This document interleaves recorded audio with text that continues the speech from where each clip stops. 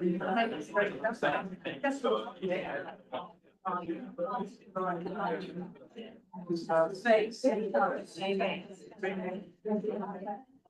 to let you know, we will be starting the meeting soon and the cameras are live, so we are being broadcast live to YouTube. Please be careful with what you're saying.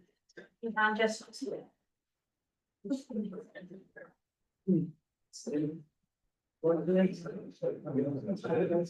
hello, good evening and welcome to Weymouth Town Council full council meeting here on the 29th of July 2026.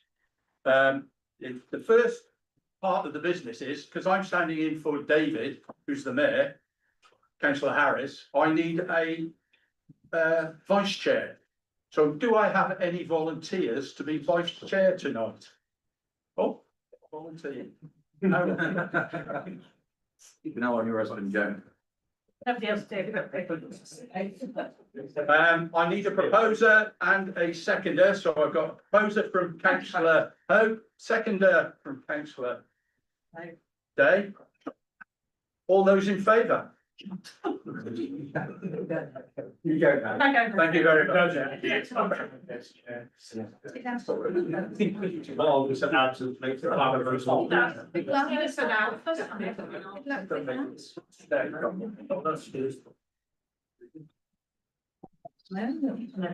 So if I could ask all attendees to ensure that their mobile phones are either turned off or turned to silent, if you wouldn't mind, during the meeting. And after this short welcome, I'll start with item 2, which is apologies for absence. And we have received apologies from Councillor Furman, Councillor Harris, Councillor Surrey, and Councillor Jill Taylor. Are there any other? Anybody else? We also have, during this, apologies, when we vote on it, we'll also be voting for Councillor Surrey, who gave his apologies for full council meeting held on the 24th of June. However, these were not reported during that item on the agenda, so we need to be approved at this meeting. So I'll propose these apologies.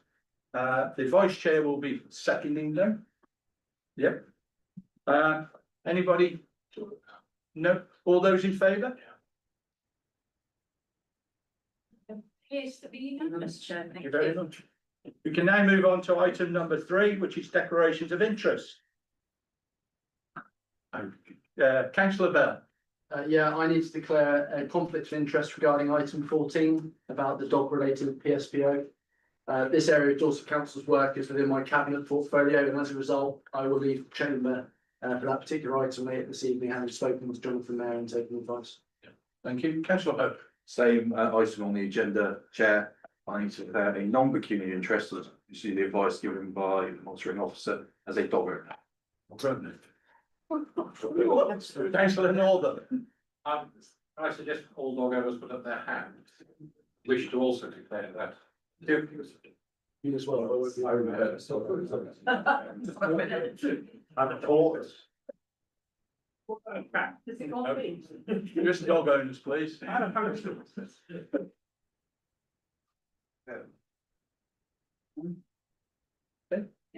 Right, thank you very much, members. We can now move on to item 4, which is the minutes of the last meeting. That members approve the minutes of the meeting held on the 24th of June 2026 as a true and accurate record and agree that they be signed as such.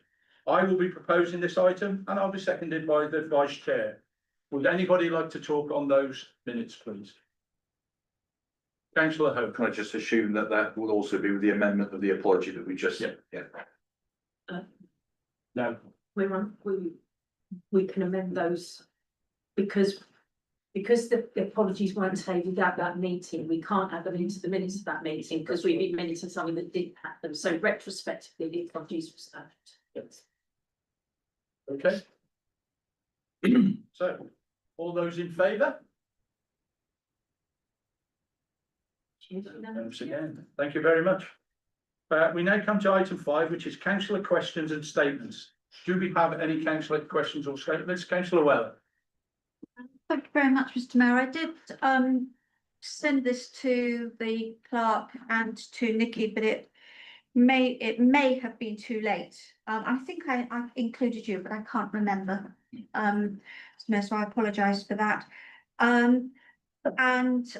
It's simply, I want it noted as much as anything. My question, I want noted that councillors are aware.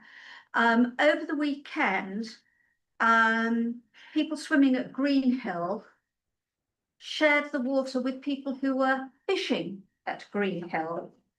I've never known people fishing at Greenhill. I know in the 20s they did some seine fishing there, but that's an awfully long time ago, and even I don't actually remember that. It was amateur fishermen, inexperienced fishermen, people clearly on holiday, who were casting over and around swimmers. The RNLI contacted our beach office, who were told there isn't a law to prevent them doing so. Clearly, it's not the most sensible thing to do. So I've asked the clerk to clarify the situation. If indeed they're not breaking any laws, it might be something that we need to put some graphics up to just suggest that fishing where people are actually in water, particularly small children and so on, but any swimmers, the people who complained said that casting was going on over their heads and so on, so clearly not very safe. So I really, by making this question public, it's to alert our residents that we are aware. Yeah. And we take it seriously, and we will do something about it. Thank you. Or as much as we are able to. I don't want to put words in the clerk's mouth or anything else, but we will look into it and we'll do what we can, I hope. Thank you. I will, thank you, Chair. Unfortunately, I don't have a full response as it was received just after the deadline, and I haven't had the opportunity to gather all the evidence and information I need. However, I can confirm that there are no legal mechanisms currently in place to stop either swimming or fishing in the area. Officers do and will continue to advise people fishing to move away from the area to safer, more appropriate areas such as the Stone Pit.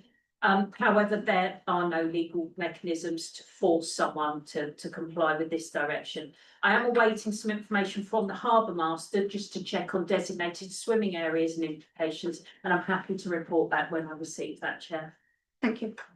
Thank you very much.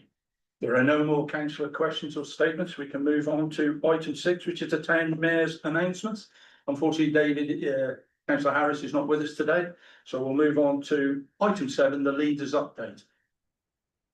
Thank you, Chair. I think this is a very positive time to be a Weymouthian, let alone leader of this council. We've seen some fantastic weather, which was not ideal for all, has certainly helped to shine a light on some of the more beautiful facets of our jewel of the Dorset coast.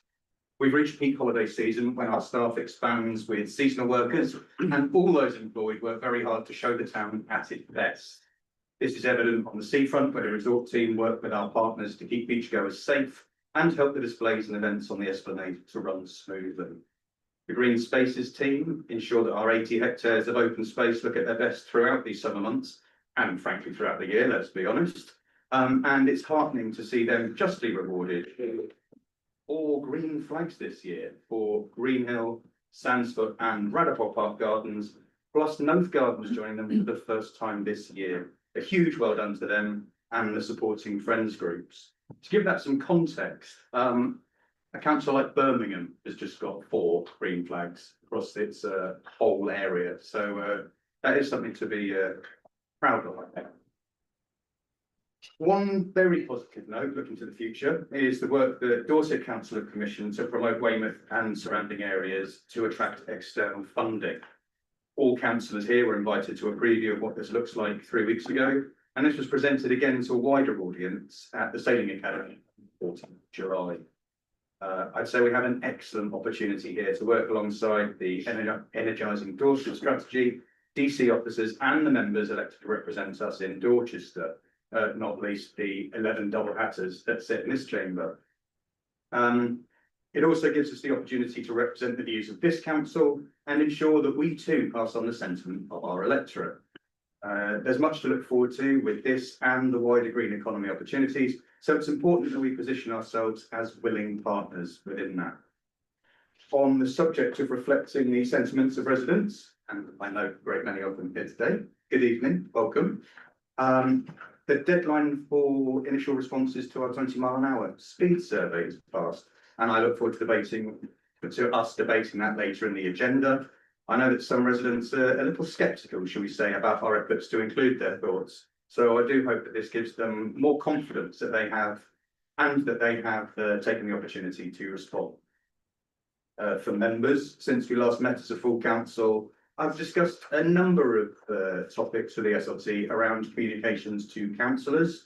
I know that some of you have discovered that the council is doing things for the first time via local or social media, which is far from ideal. This is recognised, and we should now see an improvement in ward councillors being informed of activities directly. And as we break for a few weeks now, that's the councillors, sorry, not yourselves. Although I do hope you enjoyed your holiday, Ethan. Excellent. I'd like to express my gratitude to all the councillors, to the SLT and other officers, community volunteers for all their hard work. Our town may not be perfect. We will not always agree, and certainly there is room for improvement, but we are moving in the right direction, and that's thanks to all of your efforts. Thank you very much. Thank you very much, Leader. We can now move on to item 8, which is updates from Dorset councillors. Councillor Bell. Thank you. I'd just like to give a brief update from my Dorset Council Cabinet portfolio about the Crisis and Resilience Fund. Last night, Dorset Council Cabinet approved the next phase of the programme, backed by £4.1 million per year over the next 3 years to support residents across Dorset experiencing financial hardship and to build longer term resilience. The fund replaces the Household Support Fund and moves beyond simply responding to crisis. It supports homelessness prevention, debt advice, affordable food initiatives, and financial resilience services, helping residents access support earlier and reducing the risk of problems escalating. For Weymouth, this is particularly important given the ongoing cost of living and housing pressures faced by many of our residents. The continued investment in prevention and advice services will help support some of the most vulnerable people in our community. I welcome Dorset Council Cabinet's decision to approve this investment and look forward to seeing the positive impact it will have for residents in Weymouth and across Dorset. Thank you, Chair. Thank you very much. Excellent. Any other Dorset councillors? Yeah, Councillor Clifford. Yeah, Councillor Simon Clifford. So also the meeting last night was a decision made by Cabinet to approve a rental scheme for scooters. This is pretty much alongside the Beryl bikes that we already have, a similar scheme for hiring small scooters. These are limited scooters, as in limited in terms of speed. They are not the ones that cause the national headlines for abuse. Weymouth, Portland, Chickerell, and one or two other areas have been selected to be part of the pilot scheme, so they were backed by Department of Transport. For me, as I use them when I'm out and about in major cities, I think they're a great asset, and I hope they will be for Weymouth too. Thank you very much. Councillor North. Thank you. Also, Dorset Council has approved a transport plan, and in the debate on that, I did mention how good it would be to introduce a scheme for bus passes for young children. And I'm very pleased that the government has picked that up and taken it forward with the great summer savings. I'm exaggerating it. Coincidentally, the government has introduced the Great British Summer Savings. This provides throughout August, children aged 5 to 15 can travel free on local bus services in England. And family can also access discounts on attractions, cinemas, theatres, museums and restaurants until 1st of September, helping make school holidays out more affordable. A note of caution that many of our local businesses and attractions offer residents discounts, and the residents discounts may be bigger. So if you're thinking of going to a local attraction, check out whether they have a residents discount as well. It's 50% in some instances, whereas the government scheme reduces the VAT from 20% to 5%, meaning 15% discount. So just take advantage of that, and if you pass it on to any children, you know that the buses are free in August. Thank you. Councillor Ho. Thank you very much, Chair. Just to follow on from Councillor Clifford's comments with the scooters, when it came to the overview committee, which I chair, we asked for assurances that they would work with local town and parishes of these areas were coming from. To exclude these scooters from built up areas of an area called geomapping. So we hopefully as local town councillors will be contacted by Dorset saying, is there anywhere your patch you don't think it's suitable for these to travel, and they can explore to see whether or not that is justified and then exclude them. I'm thinking of local shopping precincts, built up areas, so we will be involved in that development going forward. Thank you very much, councillor O'Leary. Yes, thank you very much. We've heard all the lovely, nice stuff. The big massive news, I think, not discussed is the fact the local plan has now been delayed for up to a year. This is a really major thing around development in our town, so I really urge all ward members that are on Dorset that may not be aware to please keep an eye on that, especially if you've got lovely green fields in your ward. And I don't actually blame the administration, Dorset Council fully for that. It is due to national changes, so please do keep an eye on that. Thank you very much. Any other? No? I'm sure that our comms team will about, especially some about the helping and the trial. But we can now go to item 9, which is public questions. And we have a Mr. Mark Ellis first. There.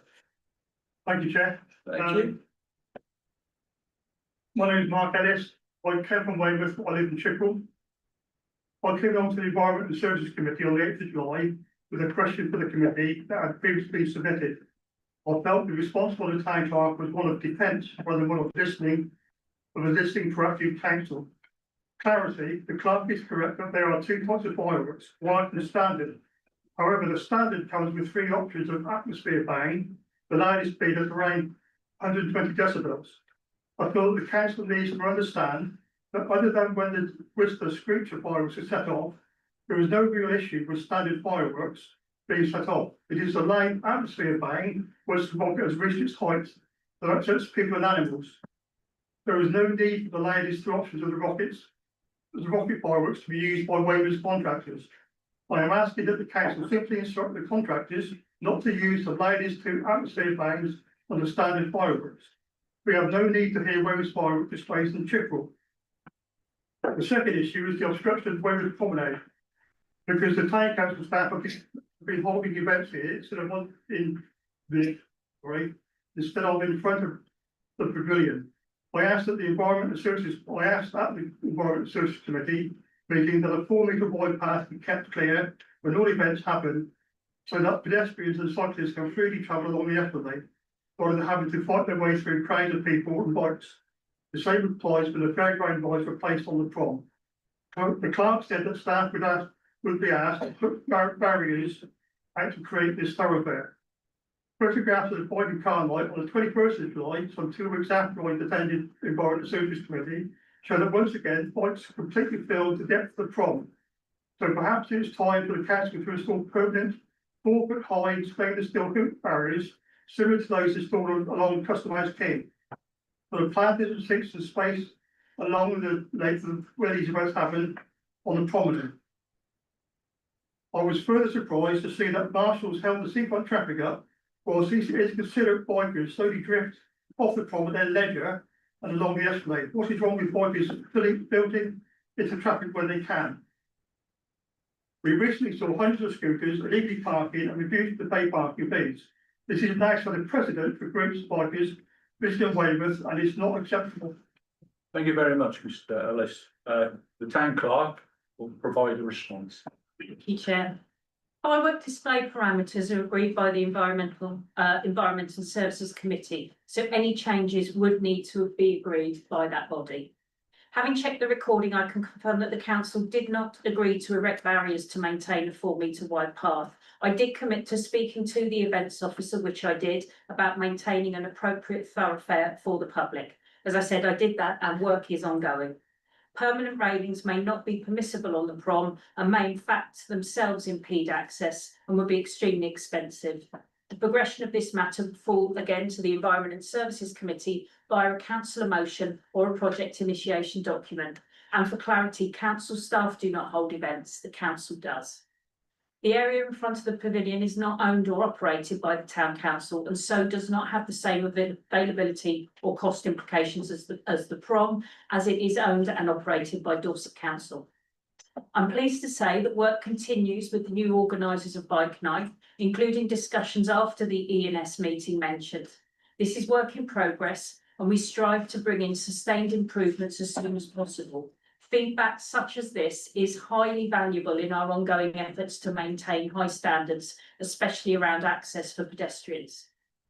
The marshals attend bike nights to facilitate safe passage at controlled entry and exit points, rather than encouraging a free-for-all, and this will continue as it forms part of the risk mitigation for the event itself. I'm happy to clarify that both the civil enforcement, including parking fines, is a matter for Dorset Council, and any questions should be directed to them, and that the Town Council had no input or involvement in the organisation of the scooter rally. Thank you, Chair. Thank you very much, Town Clerk. We now come to the second public question tonight from Amanda Ford. I've got a smaller voice, so I'm going to stand. It was you and I speaking last time, yeah. So first of all, I'm representing 5 Weymouth and Chippenham WIs tonight. There's something here, in fact, one here.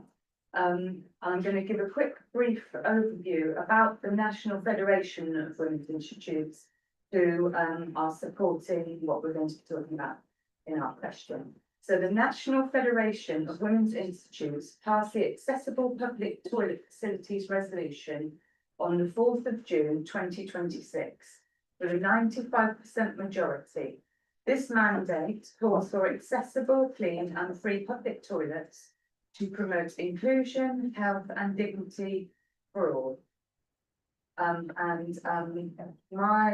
question tonight is regarding what's happening locally. With this proposal, are you planning to discriminate against a large proportion of the population? For example, those that do not have a credit payment card. Nationally, approximately 11 million people do not have one. The homeless, nationally, there are 382,618 at the last count.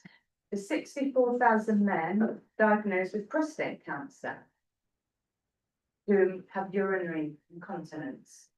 Nationally, the 5 million people that experience overactive bladders, the 6 million diabetics that have urinary issues, the people who purposely don't drink to avoid needing to go to the toilet, causing confusion and falls, for example. The list goes on regarding health, safety and hygiene issues. There are countless other groups who will suffer: families, women on their periods, vulnerable, anxious people, to cover just a few. Can this really be just to manage the 1% of vandalism that you have quoted? These are the people that come to Weymouth to have a happy, relaxing holiday. Radar keys are not the issue. We have touched on that subject the last time I had a question.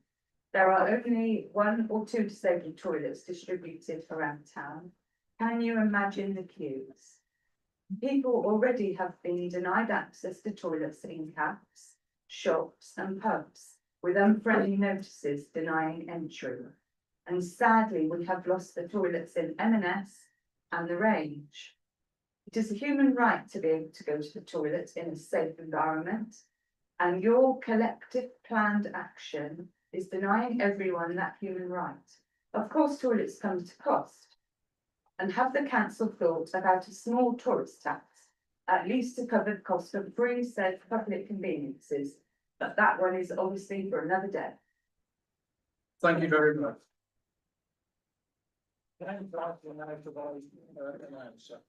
Thank you, Chair. Although it's not legally a responsibility of the Town Council to provide toilet facilities, the council are committed to the provision in the town as it recognises the value they bring. However, this comes at a significant cost of £472,000 per year. Charging is one way the council can seek to fund this service apart from council tax. Unfortunately, the council are not legally able yet to raise a tourist tax. 9 out of the council's 10 toilet blocks have accessible facilities. The one that doesn't, at the Marsh, is due to engineering limitations.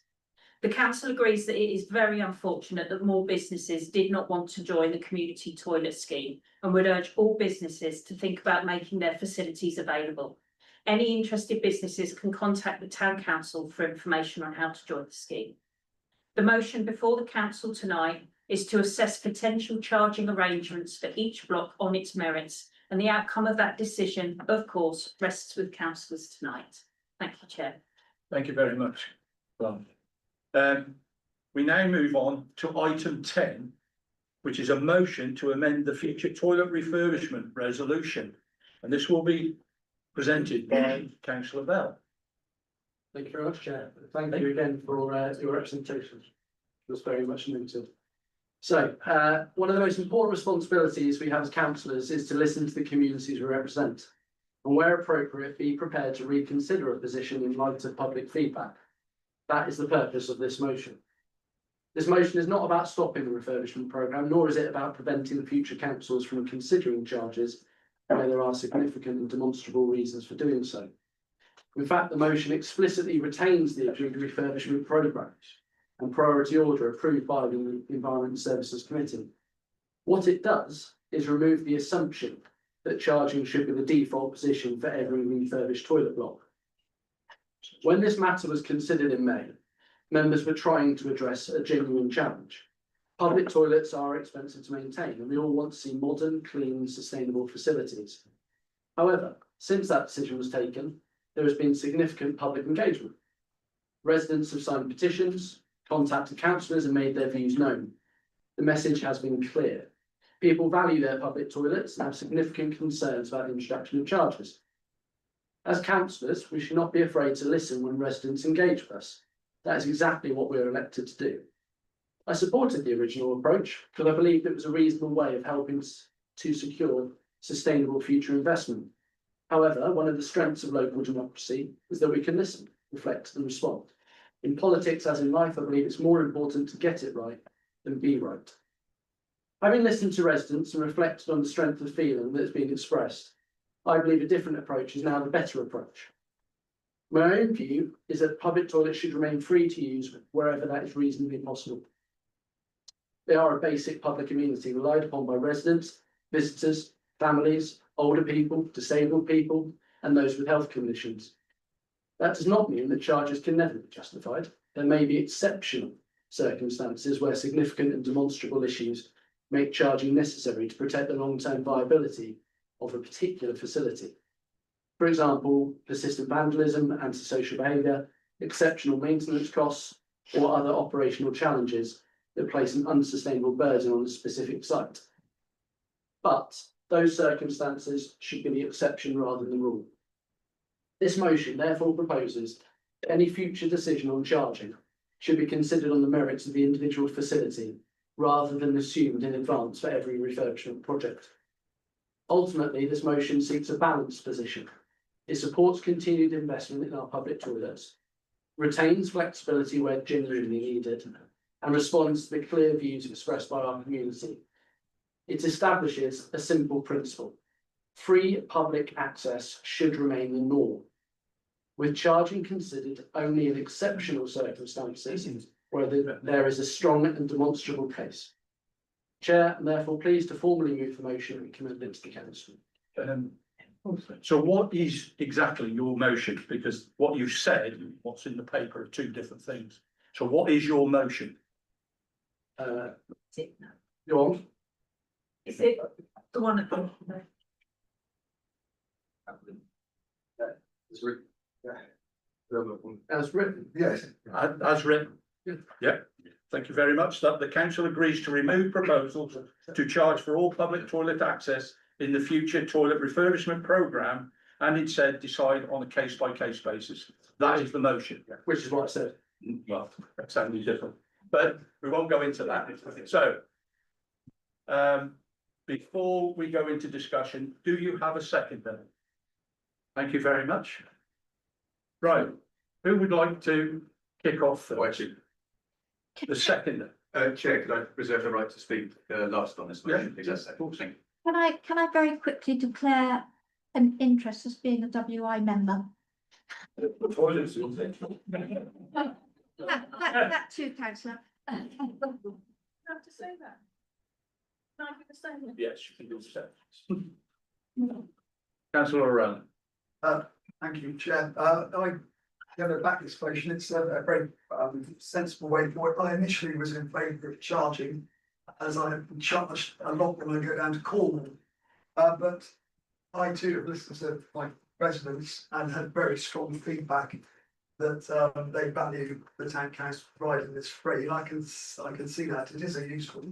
And while the council is in financial surplus, it makes sense for us to keep it free. I think when we refurbish them, we should get them so that they can be charged in the future, but I think it's good if that we can keep them free for the time being and as long as possible. So I'll back the motion when it comes to it. Councillor O'Leary. Sorry, are we in technical questions or in debate? In debate. All right, I had a technical question for an officer. Right. Can I ask that? Yeah. Sorry, so this was agreed in May. At the June meeting, when the ladies from the WI asked a question, the town clerk answered, that in a follow-up answer, said the committee has made the decision that in all future refurbishments which are scheduled over the next 8 years, charges will be considered as part of that. Now, there might be some toilets where charging can't be brung in, but it will be considered as part of. And I can't read my own handwriting. So it was my understanding that it would be ready a consideration, it would be on a case by case basis, because that's what we normally do. And then the only reason we did it on bulk was part of Councillor Hope's desire correctly to get them scheduled. I thought we were agreeing the work schedule and then charging, because I don't think anybody ever thought that we were ever, I mean, I've always been against toilet charge, I've been very consistent on that. And I'm living with the prospect of that at Overcombe, where people who were who now have to pay to use the toilet are going in the bushes in my county. But no one ever thought we were going to charge on the mark, surely, et cetera, et cetera. So can I have clarification about what was said at the last meeting? And because my understanding is it's going to be done by case basis anyway. Thank you, Chair. I think it was the understanding of a number of people that it would be on a case by case basis. But unfortunately, the recommendation that was agreed on the 27th of May did not include the case by case clauses. The resolution that was agreed at ENS was to approve the delivery of high level refurbishment works with card payment operated doors and agree the following priority order, which will be, and then follow the list of.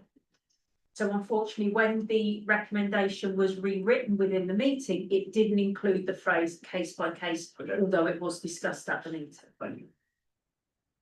Are there any more technical questions? No? Would continue the debate then. Councillor Clifford.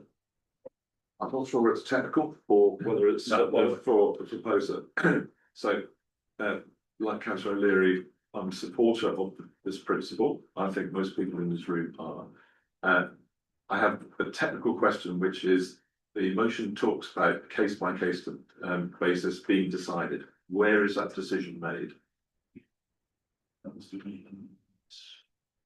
It'll be made in ENS committee. So as an example, sort of coming back, as an example, next week at planning, we'll be discussing the Maiden Street toilets. But I'm not sure that we're discussing Main Street toilets with charging or without. No, those just the works, isn't it? Yeah. Thank you. Anybody else for the debate? Councillor Acton. Councillor Weller. Thank you. I'd just like to reiterate what the clerk said in that providing public conveniences is not a statutory duty. So, and I'm not advocating this, if we chose to close all of our public toilets in order to save money, we could do so and we would not be in the wrong legally in doing so. I'm not talking about morally. I personally think that we should be providing public conveniences, and indeed I've fought this for very many years. Back in the old Weymouth and Portland days, we had a tranche of closing public conveniences, much to the inconvenience of both residents and visitors. We've redressed that. We're now trying to really upgrade everything, because a lot of our public conveniences were, and some still are, in a poor state. And it's absolutely right that we should refurbish. It's also absolutely right that we should look at each convenience in its own merits. Some we may decide that need to be charged for, others we won't. But we will be looking at each of those very carefully, I think, and I hope, on a case by case. And there'll be almost a whole raft of alternatives to how we deal with this, giving ourselves the option to do that on a case to case is entirely the right way to go about it. And as Councillor O'Leary said, that's what we thought we were doing. We should have read the fine print more carefully, I suspect, at the time, and we wouldn't be here now. That's a lesson we've learned. And we'll move on from that. And obviously I'll be supporting it. Yeah, Councillor Atkinson. Yes, the point I'd like to make is a different one, and that is that there are 10 public toilets in Weymouth. Only one of them is funded by Dorset Council. If you go elsewhere in Dorset, go to Dorchester, there are 4 public toilets, all funded by Dorset Council and free to use, and 3 of them are in public car parks. Our community survey showed us a tremendous difference in the usage of our public toilets. One of the ones that's not particularly well used is Swanbury. It is mainly populated by visitors. So I think the onus partly lies with Dorset councillors and proposers to go to Dorset Council to ask a fairer split of the responsibility rather than putting it all on Weymouth Town Council. Thank you very much for that. That's like a different debate than we're actually debating the motion.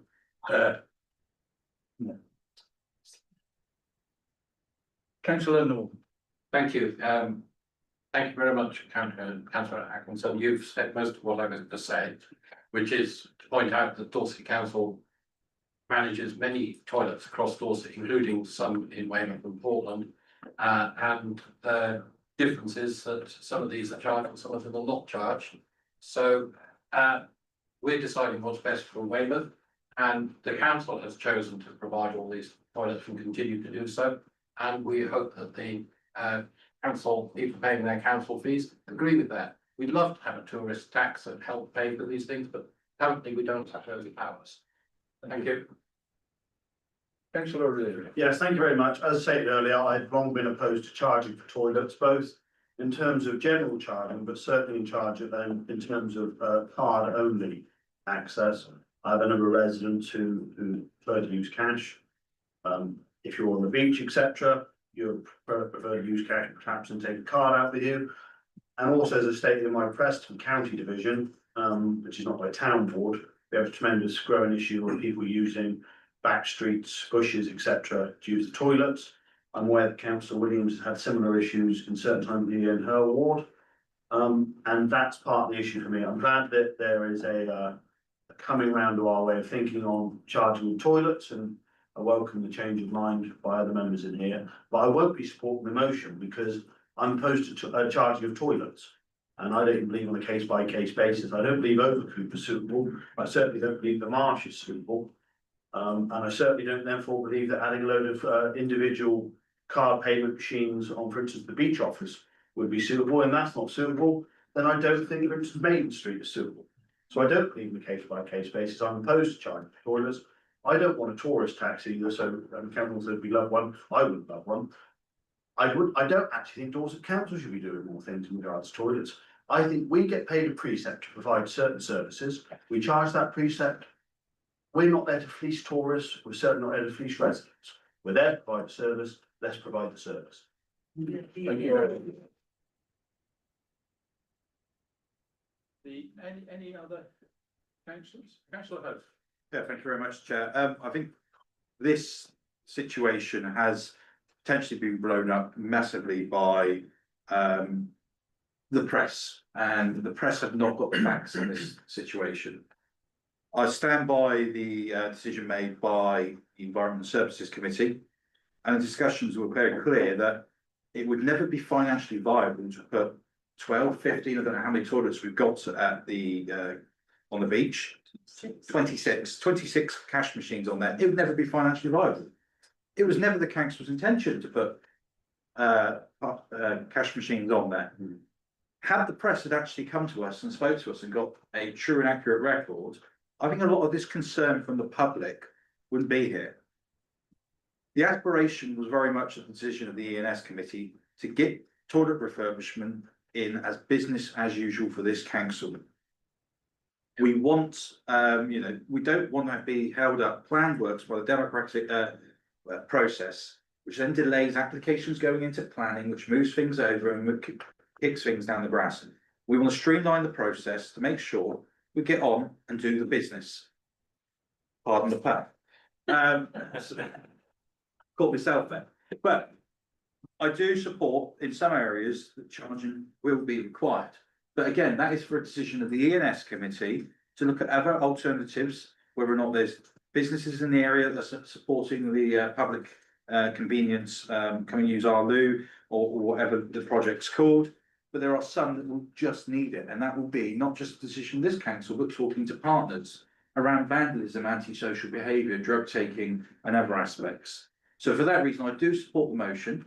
I think it clarifies the council's decision that we will take a approach based on each one as it comes forward, but also allow us to streamline our process to continue our refurbishment works, which by those that are using the conveniences, the new conveniences, really appreciate. They go in there, they say they're clean, they're tidy, they're well stocked, they smell nice.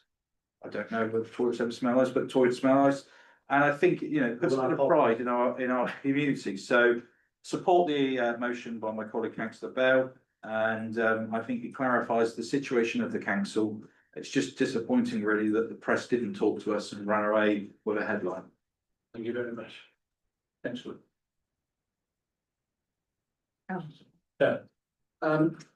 You asked, after I spoke earlier, you asked about the motion on the screen. So my understanding was that within the motion paper, where it's proposed resolution section, I've quite clearly, frankly, lifted my speech earlier from the points I put in the council further notes that, and council therefore resolves to sections, which were obviously circulated ahead of the meeting.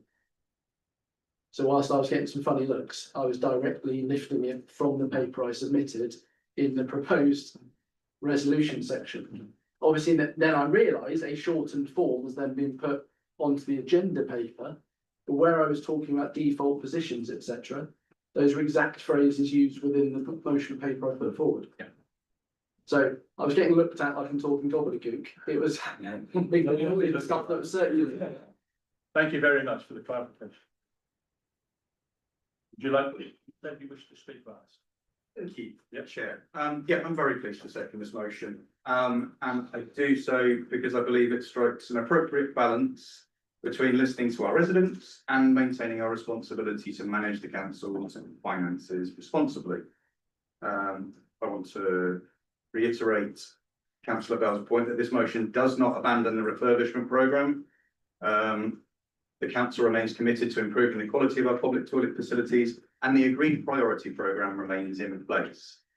What the motion does, as we have discussed at length here, is recognise that a one-size-fits-all approach is not always the right approach. I appreciate that not everyone is fully subscribed to that opinion. Since the original decision was taken, residents have engaged with this issue in significant numbers. Whatever views individual members may hold on charging, I think we should welcome that level of public participation. Thank you. It shows that people care about their town, as if that was in any doubt, and about the services that the council provides. When residents take the time to engage with us en masse, it's right that we consider carefully what they're saying. I also believe that this motion preserves an important degree of flexibility. It does not prevent future committees from considering charges where there is a genuine need to do so. Equally, it does not assume that charging is necessary at every location. Instead, it allows future decisions to be made on the evidence available for each individual site. We are a town in which many businesses rely heavily on people from elsewhere choosing to make our beautiful resort the place in which they holiday. Tourists have a huge choice as to where they visit, and we as a council have a duty to help that trade by doing our part to keep Weymouth the most attractive beach, harbour and countryside destination in the country. One small but meaningful way to this is letting the people of, and no apologies for the alliteration, Wigan, West Bromwich, Welshpool, Wick, Washington, Tyne and Wear, and indeed members of the WI and elsewhere to use our public facilities at no cost, just as they would in their own towns. I fear that charging to use the loo provides a hurdle, not a help. As leader of the council, I believe that our objective should be to provide high quality public facilities, as it's clearly the direction of the ENS committee, whilst keeping them freely accessible wherever possible. We provide this service for the people of Weymouth, whatever their age, income or situation, and should take care not to inadvertently penalise those most vulnerable in our society. This motion supports that principle, whilst recognising that future councils may occasionally, and I hope occasionally means never, need to respond to exceptional circumstances. I'd also like to take this opportunity, because it's not cropped up yet, to recognise the excellent work done by our cleaning teams throughout the year, but especially now at the peak tourist season, where they are almost literally rushed off their feet. So thank you to them. And for the reasons I've given above, I'm very happy to second the motion, and I encourage members present to support it, please. Thank you. Before we go to the vote, I'm sure that at the next ENS committee, there will be a thing to look at the charging that is presently being done to see if it is valid, and I will be taking that up with the chair. But we'll now go to the vote. The motion's in front of you. All those in. Oh, sorry, Chair, just to be clear, to clarify then, we are voting on the resolution 1 to 3 in the motion document, not what's on written in our agenda. Well, that's why I said at the start, we're voting on the motion, which is that the council agrees to remove proposals to charge for all public toilet access in the future toilet refurbishment programme, and instead decide on a case-by-case basis. And Councillor Bell agreed. Well, I said, no, you agreed when I said it. When I read it out, you said yes. well, hold on, there's a process has gone on for quite a substantial amount of time to put that together. And to then have it shortened into one sentence, when the whole point of the motion is that it's what we note, it's what we move on to, and it's all documented there and being circulated in advance. I don't think it's unreasonable to expect that to be respected. Yeah, you're the proposer, proposal 1 to 3. For that, so the proposal is that has been duly proposed and seconded, the 1 to 3 on the screen now. Yes, please. Yeah, absolutely, Chair. Yeah, sure. Absolutely. Yeah, if that's what So- members are free to propose whatever they want. So the proposal is, I can't see it, Oh, it's here. 1 to 3. Is everybody happy with that? Yeah. Okay. So is everybody sure what we're voting for? Surely we've all read this, it's in the papers. Yeah, we thought we read it before, and then when I asked, is it that motion, we said yes. So the motion is 1 to 3 in the papers. As proposed by Councillor Bell, seconded by Councillor Sitt. All those in favour? 1, 2, 3, 4, 5, 6, 7, 8, 9, 10, 11, 12, 13, 14. 14, 4. Yeah, those against? 1, 2, 3, 4, 5, 6, 7. 21, 22. No abstentions, so the motion is carried. Thank you very much, Councillor. Thank you. Yeah. If members of the public would like to leave, or they're very welcome to stay. When we discuss the item 11, which is the 20-mile-an-hour speed surveys, which I'm sure you've all completed. We'll just have a short break while the members of the public leave. Yeah, you're welcome to stay.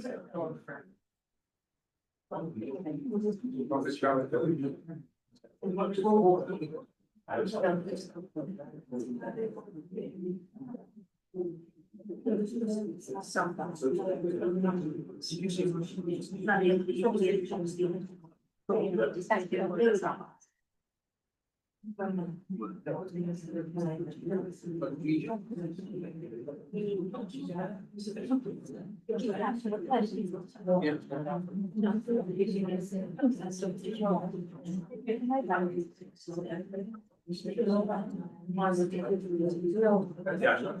guys, we're now moving on to item 11, which is the initial results from the 20-mile-an-hour speed survey. And the town clerk is going to introduce the report. Thank you, Chair. In June 2025, following a project initiation document from councillors, the council voted unanimously in favour of progressing plans for 20-mile-per-hour areas in the town to the project planning stage, with a report including costings, implications and survey results to be brought back at the earliest opportunity to allow progression to Dorset Council. A public survey has been carried out, receiving just over 800 responses, and the quantitative results for each area are within Appendix B. Dorset Council require clear and significant support in areas in order to commit resources to the more detailed feasibility work that would be required to bring forward those reports previously outlined. Currently, only 2 areas have marginally more support than not, and these are the town centre extension and Coombe Valley. Thank you, Chair. Thank you very much. I'll start with, are there any technical questions? Can I ask a technical question? Councillor Norman. Would we check the Coombe Valley numbers? Because when I read it as 45.58 in favour and 45.51 against, which is neither in or there. Results from. Yes, keep coming down to Coombe Valley.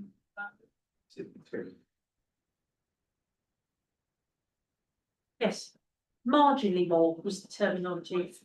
Fractionally. A margin is still a margin, councillor, even when it's 0.3%.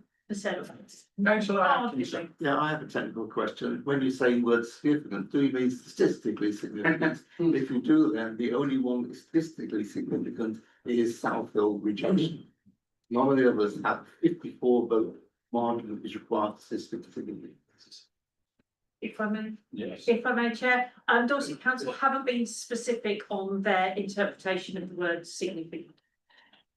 Do we have any more technical questions on the survey results? Then we'll go into. Sorry. Okay. So just one very quick one. What's the total pool of potential respondents? Resident within the town, 54,000 people, but that includes children, and presuming they might not all feel motivated to respond, the electorate is approximately 46,000 people. Councillor Bell. Thank you. Originally, this came from a PID that I put forward. When this council agreed to explore additional 20-mile-per-hour areas, we did so to establish whether there was sufficient community support to take the proposals forward under Dorset Council's policy framework. The consultation has now been carried out, of course. Pleasingly, we had over 800 responses. I'd like to thank everyone that took part and the officers who supported the process, both within Weymouth Town Council and Dorset Council as well, who were quite involved at various stages. The key issue before us today is not whether members support or oppose 20-mile-per-hour limits in principle. The question is whether the results demonstrate the significant community support required by Dorset Council policy. Having reviewed the results, my view is that they don't. Only 2 areas recorded marginally more support than opposition. The town centre extension receiving 51.9% support and Coombe Valley 45.9% support against 45.5% opposition, as we just heard. In my view, those figures do not constitute significant community support. We asked residents their views and residents have provided them. I believe we should respect that feedback. For that reason, I do not believe any of the proposed areas should be progressed to Dorset Council for feasibility work at this time. That doesn't prevent future proposals from coming forward where stronger community support can be demonstrated. However, based on the evidence before us today, I don't believe the threshold required by the policy has been met. And Chair, I therefore formally propose that no areas are progressed to Dorset Council for feasibility work at this time. Councillor Northam. Apologies, Chair, this is probably a technical question. Yeah. But the survey not only asked which areas did you reckon want, it also asked about what other areas might request. Will we get a report on that, please? I am able to bring a report forward, Chair, but there were many suggestions by one or two people. And you councillors may wish to consider whether that is a useful use of full council or committee time, or whether it would be better to ask those respondents to contact their local town councillor if there is an area they wish to progress, and then it can be brought forward in that way. Do you have another? Yeah, to follow up, I'd like the results of the survey to be published. In those, in response to the last question, I'd like to understand what the members of the public, the 813 who responded, thought was important or wasn't important. I'd like to understand the tone of that, and I believe that can only be done by reading the comments. And I'm quite prepared as an individual to do that. Other councillors may choose to do similar, but I would like it sent to me, please. I'm happy to share with councillors, Chair. However, the report would need significant redacting if it was to be shared publicly. And so therefore the results may not be as useful, but I'm happy to share those with councillors. Councillor O'Reilly.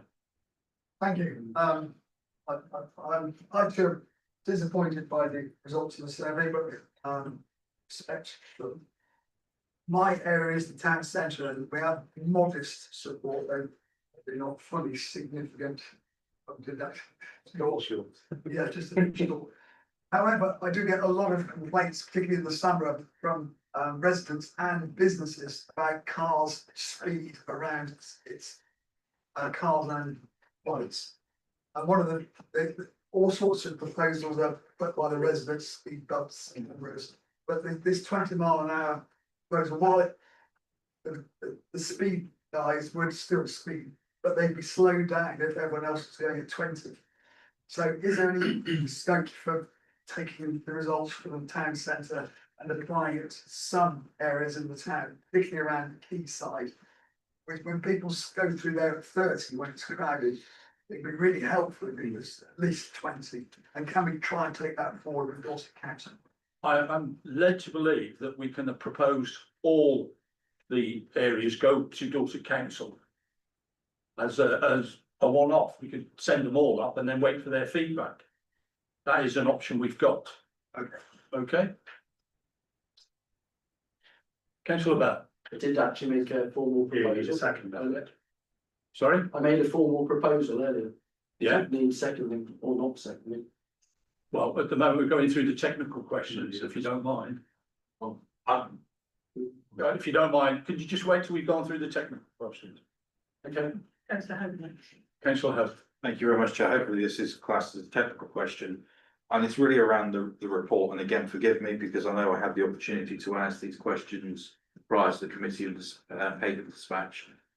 But what I feel is we are being governed by yes, no, maybe request. The ones filling out maybe, fill that out because they don't drive there. And they may put no because they don't drive there. What we don't have is the devil, which is in the detail. We don't know. Now, I can almost guess that half the people that responded to this, and I with my own, this is where I'm probably coming slightly off technical, with my own experience of having 20-mile-an-hour in about a third of my ward, the response would have been, what's the point? It's not policed, it's not enforced. We don't know the reasons why. Now, we may have had a different view and said, well, actually, that's the only reason you're saying no. We probably should push on, but we don't have the full detail from the back of the survey as Councillor Northam is. And I would actually probably, apologies for coming slightly off technical here, Chair, but suggest we defer this item and have a briefing with that information from the full survey and then come back being more informed around this decision. Councillor O'Leary. No, sorry, my report on the technical nature of the proposal. Right, so it's not on the report that I do have, obviously to speak to. Right. So we'll now move on to Councillor Toft. I don't know if it counts as technical, but it was my understanding from some of the residents who said that they've seen in the white road, they've seen the vans or somebody doing the monitoring at the speed. Was that part of this? No, so that just happened to be coincident. Okay. Councillor Bell. Okay. So, Just what I said before, really, just in view of the fact that the data doesn't support significant community support. I'm proposing that no areas are pressed to Dorset Council because we haven't met the threshold required. right, do we have a seconder for this proposal from councillor Bell? Are you seconding it? I am, I'd like to second this, I share councillor Bell's disappointment. I'm happy to speak at the end if there is a further debate. Councillor O'Leary. Yeah, I'm not going to go into a long rant about Burke's model representative democracy, but are we governed by surveys or are we governed by elected members making decisions? 800 people putting in a survey. There's not even 800 people. There's 2,000 people in my town council ward. 20-mile-an-hour limits is something we've long advocated for, and I'm not particularly want to throw that baby out the bathwater. The 800 people across the town didn't think it should be progressed. And you might say, well, they should have filled in the survey. I actually loathe this move in the last 20, 30 odd years, long before I was even born, I expect, of running things by surveys and consultations and independent people and this and that. We are democratically elected members. We are a member-led council.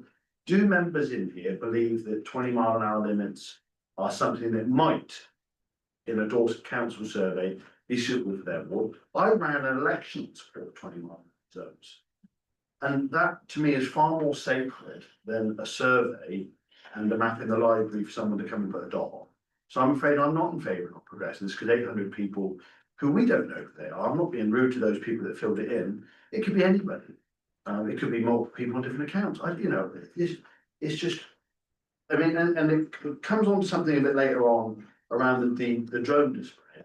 Comments on social media is why we're now considering changes to having a drone display, because some people don't like fireworks. That isn't, we need to, as a council, get to grips with how do we make decisions? Do we make decisions, grown up elected adults, taking on different views, debating an issue, yes, listening to the public, but not being guided by a few petitions or some consultations?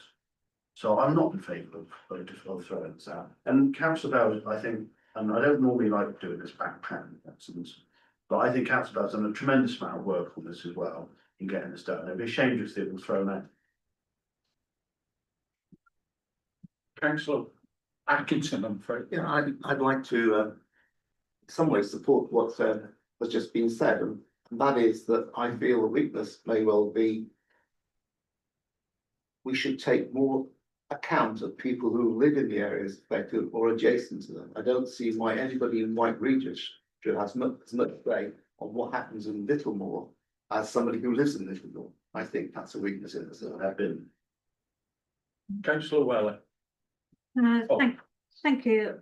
I certainly don't support us abandoning this. I think that the survey, such as it was a good thing to do. And frankly, if you look at the results for Wyke, both east and west, and we have 3 schools in these areas where my residents over the 16 years, I think I've represented that ward, over the 16 years, people who live on the roads where the schools are have said to me 30 miles an hour is too fast for cars to be coming down here. Now, clearly, they didn't all fill in the survey, because if they had, it would have been more significant. I'm using the word significant advisedly now, having been pointed out what that actually means. But if you look at the 2 graphs for Wyke East and Wyke West, you know, we're talking about, I'm not a mathematician, but we're talking about percentages of a percentage. To say, well, we're going to abandon it, I think would be entirely wrong. We've got some information there that we should put forward to be debated more fully. You know, Councillor O'Leary has said that he has used the speed issue talking to his residents. I have, and I bet we all have. We all know what our residents think. We all know who fills in surveys. Lots of people have. It's only 800 people, but an awful lot of people meant to, or spoke to somebody else and said, yes, I'm going to do that, and didn't. We know what they think, and we were elected to represent those people. They didn't think they needed to fill it in because they've told their councillor enough times, we need to control the speed there. I honestly can't believe that anyone who lives on Coombe Valley Road would argue with the 20 mile an hour speed limit up there. I don't know how you drive over 20 miles an hour up there, to be fair. And I'm pretty sure that most of the people who live up there, which is my ward, would back a 20 mile an hour speed limit. And I would rather it not just thrown out willy-nilly because no one supplied enough votes to a survey. Sorry about that. Councillor Simmons. Thank you very much. Councillor O'Leary is quite right. We were elected to represent our ward members. But perhaps where we're different from the President of the United States is that we are not elected as an absolute monarch just to rule as we see fit on a particular issue. If we make the effort to go to the residents and ask them what they think, we can only go on the data that comes back from that survey. And the data that comes back from this survey gives us 0 to change the status quo. To Councillor Atkinson's point about whether it's statistically, what's the term I'm after? Statistically significant, please, my team. It's not far enough one way or the other. The turnout is 1.7 something% of the number of people that could have voted. And you cannot assume what people would have voted if they didn't vote. Said that neighbourhood plan. Yeah. Yeah, thank you. So I just want to give a little bit of context. As you know, and I explained earlier on, I spent an inordinate amount of time across the border in Wales, where they have a very significant 20 mile an hour, deeply unpopular limits everywhere. In fact, the unpopularity was when they first started, it was 55% against, 45% in favour. But what they found was people vote in favour in their area where they live and against anywhere else. And so you get this weird conundrum that comes with these statistics that people support it and don't support it at the same time. Since it started in 2024, although the data is unfinished, you need years of data for it to be accurate, 100 deaths fewer as a result, and a 28% drop in serious accidents. That's the context in which we're talking here. I don't particularly want to talk against Councillor Bell, but I do think that there's enough in this debate for us to take another look at the questions that were asked and whether we ask, for instance, about summertime, temporary 20 mile an hour zones along the Esplanade and town centre, as has been discussed. It's not, I get the fact we got data back. It's a very small percentage of people who come back to us. I don't feel it's significant enough to make a big decision like this on, and I would prefer to have a second discussion about it and look again at where we can find better data. I would support Councillor Hope's idea that we take this away and have further discussion. Thank you. Councillor Young. Yeah, I really do. Said already by Councillor Griffin, Councillor Weller, Councillor Atkinson about statistics, and Councillor O'Leary and Councillor Dickens. But there's a lot of work gone into this, and many of us were elected, this being a major issue when we talk to residents. I know in my ward in Upway and Broadway and Dorchester Road, it's a serious concern. And this results of this survey, very disappointing, but in the end, mathematically, it's a very small number, these are very small majorities. And as Councillor Clifford said here, you get this strange skewing effect where people will be voting about a limit somewhere else in the town. With such a small number of people in the sample, I don't think we can really throw this out. I think we should push this forwards. We've been wanting this for a long time, and that's what I'd like to add to this. Councillor O'Leary. Yeah, I must come back to the leader's comment. I don't believe I'm an absolute monarch. I believe that I owe my constituents my judgment. And I didn't say you were, sorry, if I may, I didn't say you were, I said the President of the United States. Yes, I know, but we're not going to say, and I'm not arguing the same way. I owe my constituents my judgment, and I'm elected on partly because of that, another reason. May I suggest a really novel idea, that perhaps in that case, then we abolish councils and we just run council by surveys and petition. No, I think. No, hang on, I want to come back, no, I was serious.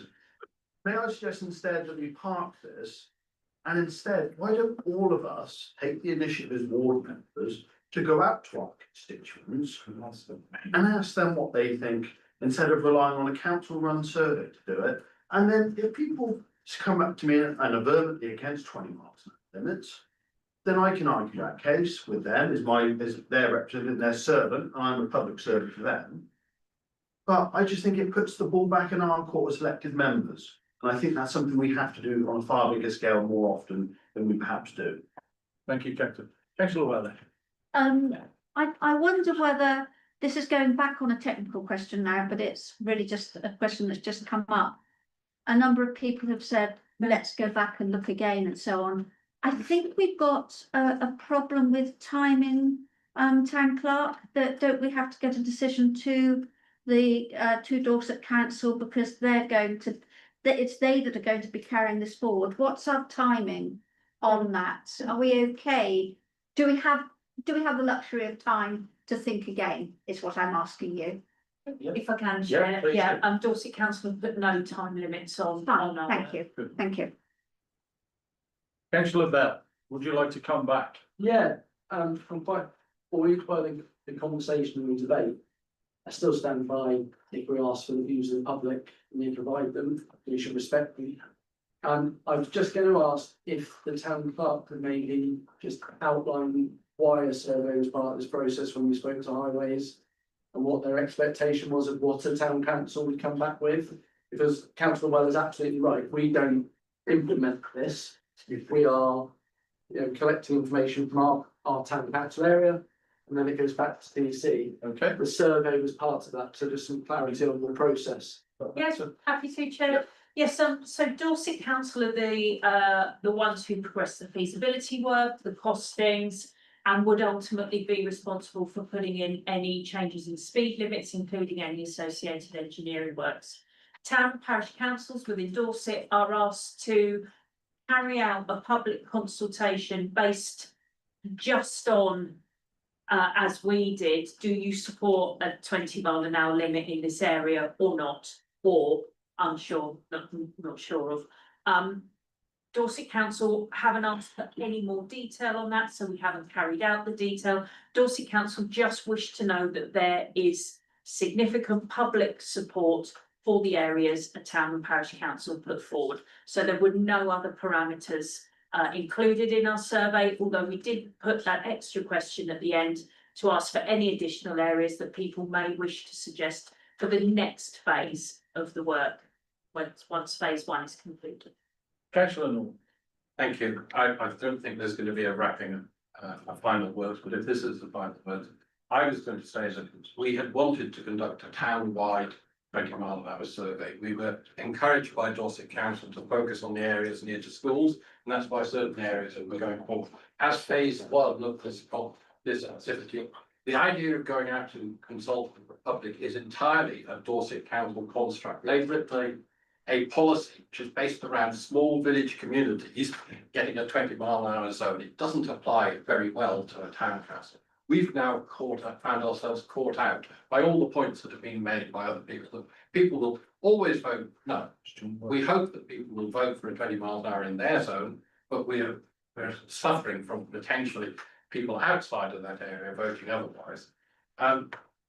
That's why I asked it particularly that we could see the results of the survey, because there's going to be a lot of comment in there, I hope, about what people would really like to have seen. I was disappointed that the survey did not point out the health benefits that accrue from 20 miles an hour. And I also felt there was some confusion in the public's mind as to whether the main roads were included in the survey areas or not. And that, to my mind, would have alleviated some concern. So I think we can do better next time. And I hope we do have a next time. And I'm looking at Councillor Bell, whether we withdraw the motion or not. Councillor Rowe. Because he hadn't spoken. Yeah. Sorry. That goes to Councillor Norton. comment that some of the process designed with Dorset Council several years ago was not wasn't to make it easy. It was to make it difficult, and it was designed for little villages, not designed for towns. So we, as well as with the Councillor Hope's idea of parking it and trying to reworking our proposals, don't let it die, because my residents want this. Yeah. They really do, like Councillor O'Leary's. Well, my residents are Green Valley Road want it. So we can, and then those have said dual hatches need to go back to Dorset Council and rewrite rules. Right. Last speaker, Councillor Dickinson. Thank you. Right, as a wife of a former lollipop man on Coombe Valley Road, and I've witnessed. No, less said about that. But I've actually witnessed on Coombe Valley Road what those drivers are like. And I have seen my husband take his life in his hands just to get children safely across, and that's in a school area. So I think 20 miles an hour, they ignore the rules by a school. And they did, and it was horrendous at times, you know. So if they're doing that by schools, we've got to keep going with this, because there are areas that it really does need to be 20 miles an hour.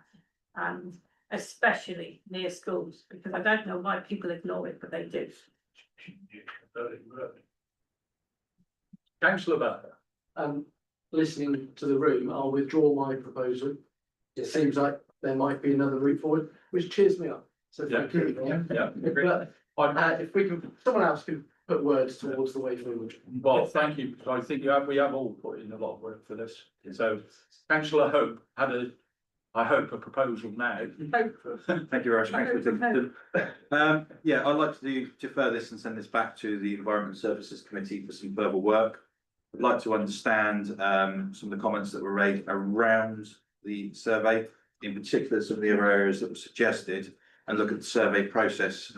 This was so marginal, and as Councillor Clifford said, it could be skewed by those few percentages by people voting on things that actually I don't even drive through there, but I'm just going to click yes or no. I don't know, or I'm not going to answer that bit. I'd like to understand the process a little bit more and potentially look at rerunning this.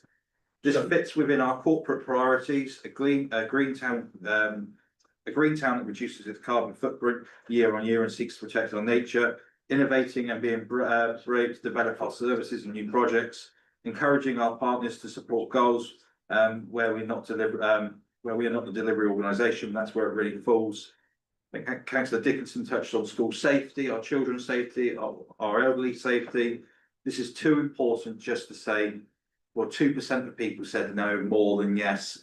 We're going to kick this into the long grass. Let's bring it back to ENS. Let's get our heads in the ground. Let's work together and see how we can actually support this survey and push it back out. So, shortened version of the proposal. Agree. Oh, sorry. Sorry, no. Agree to defer for a further report to the Environment and Services Committee to discuss the detail of the survey and the process as a whole. Right, Thank you very much. so you'd like to propose that? The Councillor O'Leary has already said he would like to second that. Is there any further discussion that the council would like? Councillor Northern. I would still like to see personally the results of the survey if that be made. That's already said. Well, I just worried that's against the original motion. Thank you. So we now have a clear motion. All those in favour? That's Unanimous. Thank you very much. An excellent debate. Yeah. We now move on to item 12, planning with purpose, from the Finance and Governance Committee. And the town clerk will introduce this. Right page, thank you, Chair. As Chairman has said, this is recommended to you by the Finance and Governance Committee, and pending any comments from the members of that group, I will just give you the outline that I gave to that committee. But on the surface, this looks like it's about plan strategies and planning cycles, but it is about so much more. It's about giving this council a clear line of sight from our ambitions right through to what happens on the ground every single day. At the moment, we have excellent pieces of work happening across the organisation. We have dedicated staff, committed councillors, and a huge amount of activity. But what we don't always have is one simple golden thread that links this all together. This proposal creates that thread. It starts with our corporate plan, the vision and priorities you set as councillors. These priorities then flow into service strategies, which explain how we will achieve them. And those strategies are then translated into annual service plans with clear actions, realistic timescales, and measurable outcomes. Instead of simply saying we want to green Weymouth, we can demonstrate exactly what we're doing this year, next year, and the year after to make that happen. We can clearly show our budgetary needs, making us better custodians of the public money. For officers, this creates clarity and consistency. Every service will work to the same framework, making it easier to manage projects, monitor performance, and identify risks before they become problems. For councillors, it creates stronger governance. You'll be able to see not just what is happening, but why it's happening and how it links back to your agreed priorities, whether it's delivering the outcomes you expected. It makes us a stronger partner, whether we're working with Dorset Council, the NHS, the police, or applying for external funding. Organisations increasingly want to see a clear strategic direction before they invest their time or money. This approach demonstrates that maturity. Perhaps most importantly, these documents won't be produced and forgotten. They're designed to become living documents that are reviewed annually and every 6 months, informed by residents through the community survey, linked directly to budget setting and supported by regular service reviews where councillors and officers can work together to look in depth at areas of the council. This is about ensuring that we don't just stay busy, but we stay focused. It's about replacing disconnected documents with one integrated planning system. And it's about making sure that every project, every pound we spend, and every hour of officer and councillor time can be traced back to a priority that this council has agreed. Thank you, Chair. Thank you very much, councillor.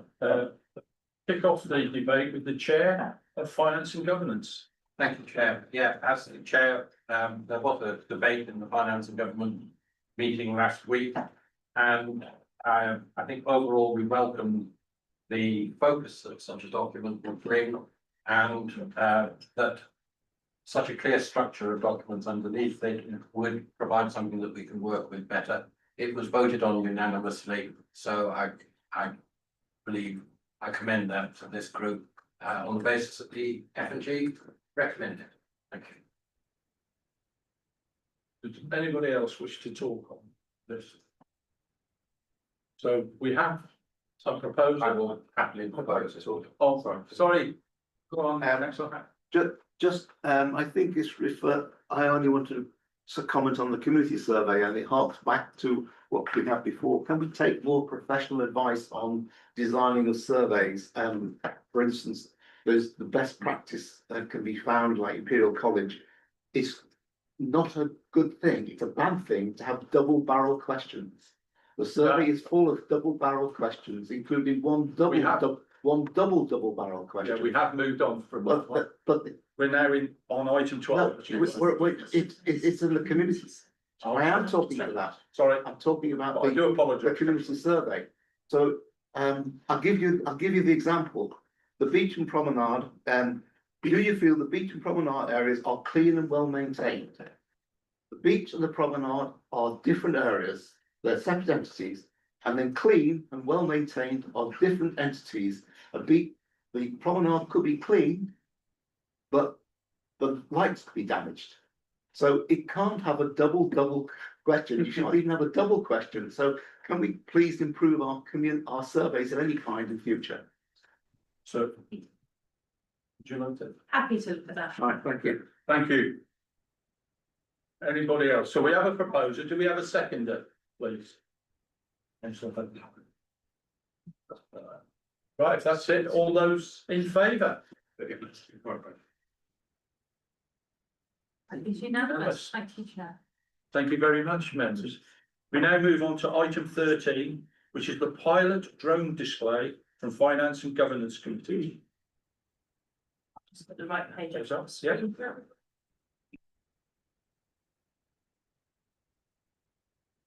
Thank you, Chair. The council has a commitment to innovate and be brave in developing services and projects, as well as a commitment to the environment. Until now, the cost of drone shows have been prohibitive. However, technology and competition in the sector has resulted in those costs coming down to a level where they are comparable with firework displays. The proposal is that a test 10-minute drone display will be held as part of the November 5th firework night celebrations. This is the same length of time as one of our standard firework displays. A show before the traditional fireworks and bonfire would allow the public to experience a drone show and our staff to experience the management of a drone display, whilst not detracting from the fireworks and bonfire as the main focus of our traditional Guy Fawkes night celebrations. Dovetailing with this existing event will also reduce costs in terms of additional staffing and water-based support. If successful and supported by subsequent public consultation, the Environment and Services Committee will have another option to consider when planning events to support the town's economy. This proposal does not seek to replace any of the agreed firework displays. It merely seeks to test the technology and possibly add to the range of events available to the council to commission in the future via standard tendering practices. The Weymouth Harbour Master has been consulted and is supported, Chair. Thank you very much. So, Councillor Northern, Big Office Chair of Finance and Governance. Yes, we had quite a fiery debate with many puns. Our members did vote unanimously in favour of this coming to full council. We may repeat some of those. I think the important thing here is to recognise it's a test display and see how it goes. And it is not committing us to any further action other than having a test display. Thank you. Right, who would like to? Councillor Toft. Sorry. Thank you. I think it's a brilliant idea.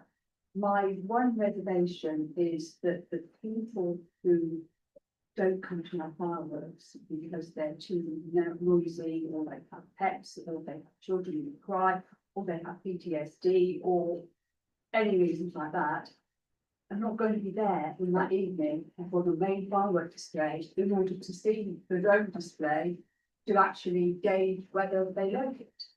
My suggestion would be that since November 5th is on a Thursday, we have an additional event on the Saturday, which is just the drone display, which is for those people who don't enjoy fireworks. And that way, we're getting their feedback and not just people who like fireworks.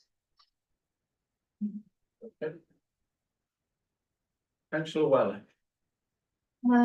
Thank you, Chairman. I can't agree with that. The whole point is that it doesn't take up too much additional resource, and a separate event certainly will take up separate resource.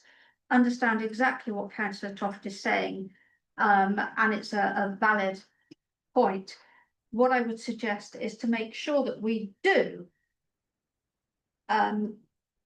grasp those people who would normally avoid the fireworks, is we make sure that our comms actually say this is before, and it's ideal being before, because those people can go home. Give them that space to go home. They've seen the trial and they're away, you know, as the bonfire is lit, they're on their way home, away from the noise and the stuff that would cause that trauma.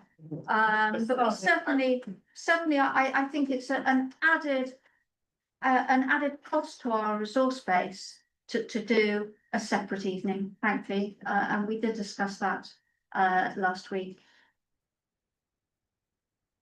Councillor O'Leary. Thank you very much. As discussed at F&G, and we had a good debate about it there. I am in favour of a trial, but I would be opposed to, and I want to lay the mark on any future replacement of the firework displays, any of them, both the August summer ones and Guy Fawkes night. I am a bit hesitant to have the display on the 5th of November because for me, the 5th of November isn't just a bit of a lark, setting fires, a big bonfire and fire being held. It is actually an observance of the day of a part of our history and a cultural day. So I think that is something that has been lost.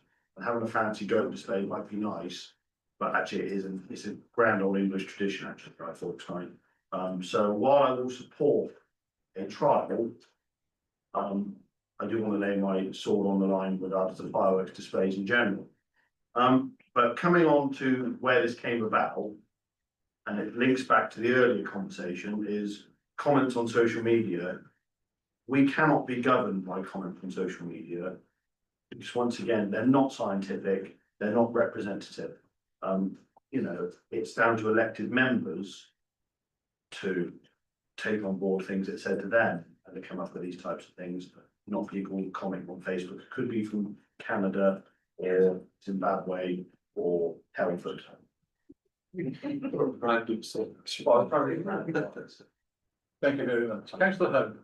Yeah, thank you very much, Chair. I think just to go back and emphasise some of the comments made by the town clerk, this is a trial. We're not here to discuss removal of fireworks.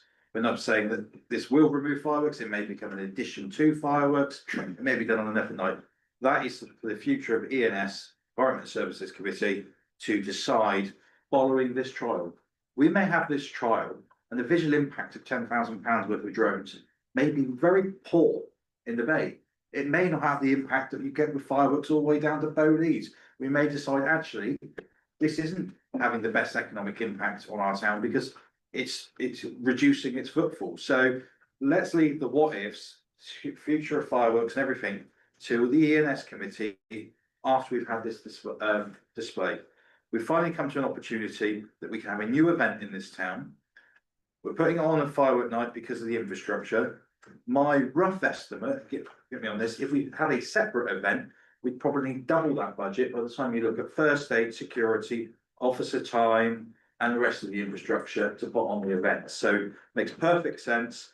We can delay the start and the finish to allow those that have got those issues with fireworks, disabilities, worries about the fireworks to leave before putting the fireworks on, and that's a very fair comment.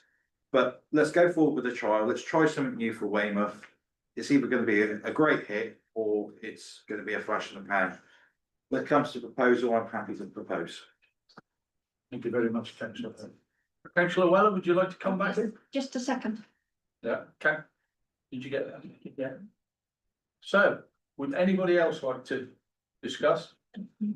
Councillor Nickinson. I expect everybody that was at the committee meeting with me the other day with Road, because I'm totally against ever getting rid of our fireworks. I think it's part of our heritage, and just worries me. And when Councillor Toff said people won't be able to judge what they like between the drones and the fireworks, because if we are going to do this, and we're being told this is not something to replace the fireworks, people don't have to judge between the two of them. They can come along and enjoy the drones and come along and enjoy the fireworks, but I'm just concerned that this could be the start of a slippery slope. And perhaps we could consider having them on, when everybody, the town is full, why don't we have them on New Year's Eve? So let's have the experiment this year, see what it's like, it's a trial period, and then perhaps consider having it on New Year's Eve, which would be something, a new event for the town, but when a lot of the security and everything's all in place because of fancy dress and everything that's going on like that. Okay, that's it. Well, we have a proposer. Who was the seconder? Councillor Weller was the seconder. If that's it, we could all go to the vote, please. All those in favour? Thank you very much, committee. We now move on to item 14, dog control in public spaces. Sorry, Chair.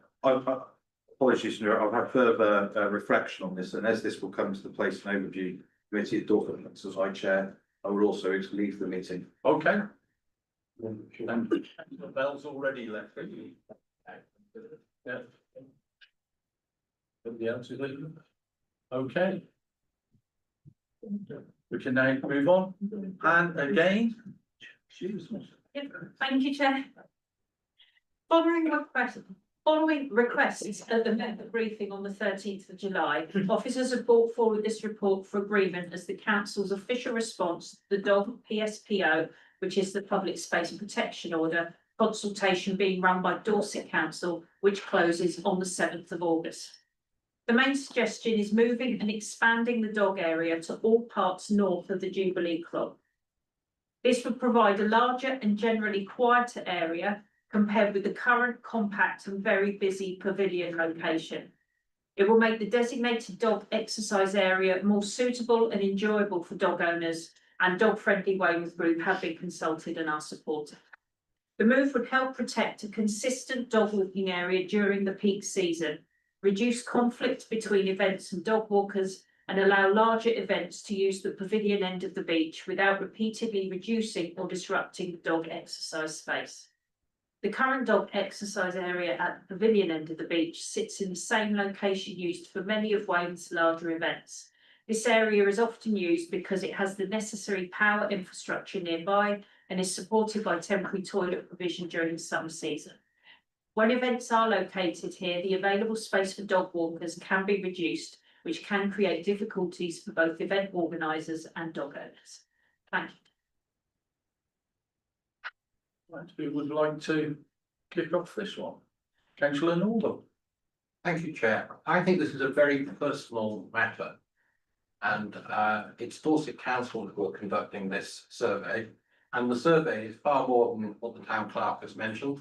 The list of questions, which is on the sheet that's in the appendix, has a whole range of questions. And it, at the members' briefing, which was very poorly attended, this was recommended to come forward to this group.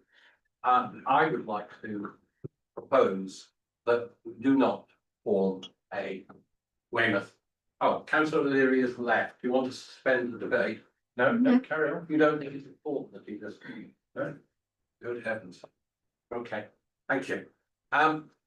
So what I think here is that the PSPO is far more complex than it's just been described. There are areas within it which I personally disagree with, and I will be personally making a response to this.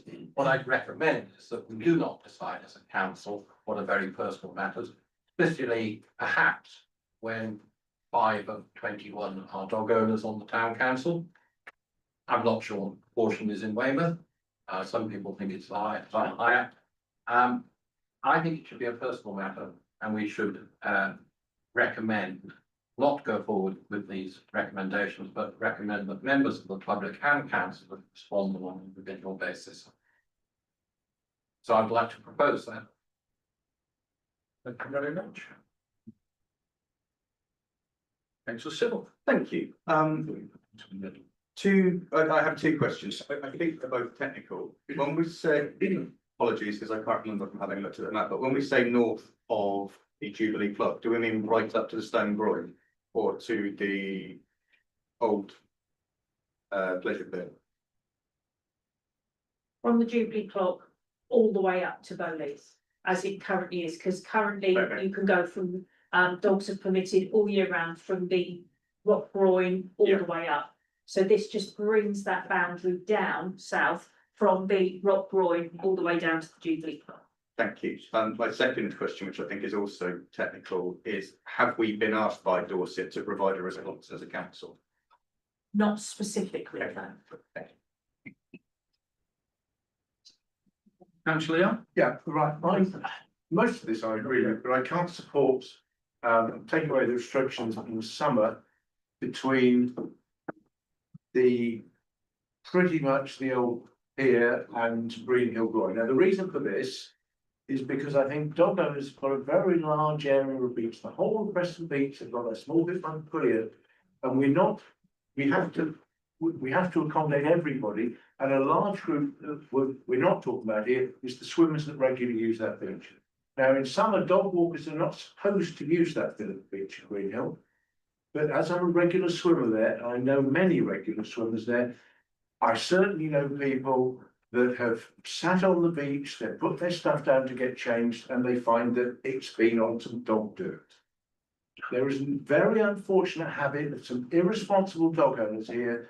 The dog will make a mess on the beach, rather than pick it up, they'll just use a foot to just move a few stones over it.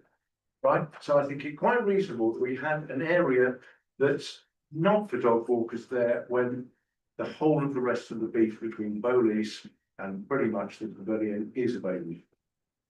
So, if it was.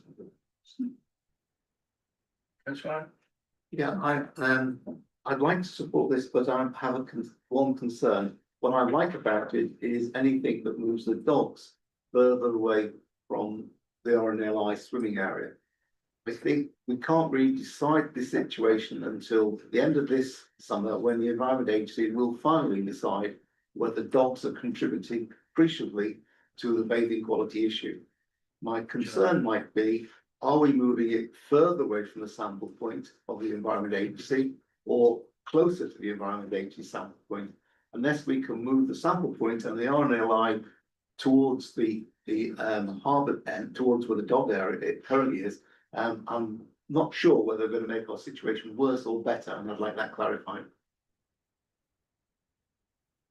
Unfortunately, I don't have. No, I don't mean, I meant by the Environment Agency, sorry. Yeah. Sorry, not by you, sorry. Just to remind you, Chair, that the closing date for the consultation is the 7th of August. Did everybody get that? 7th of August is the closing date. Councillor O'Leary. Sorry, we're in technical questions. Yeah. Oh, I'll wait to debate, sorry.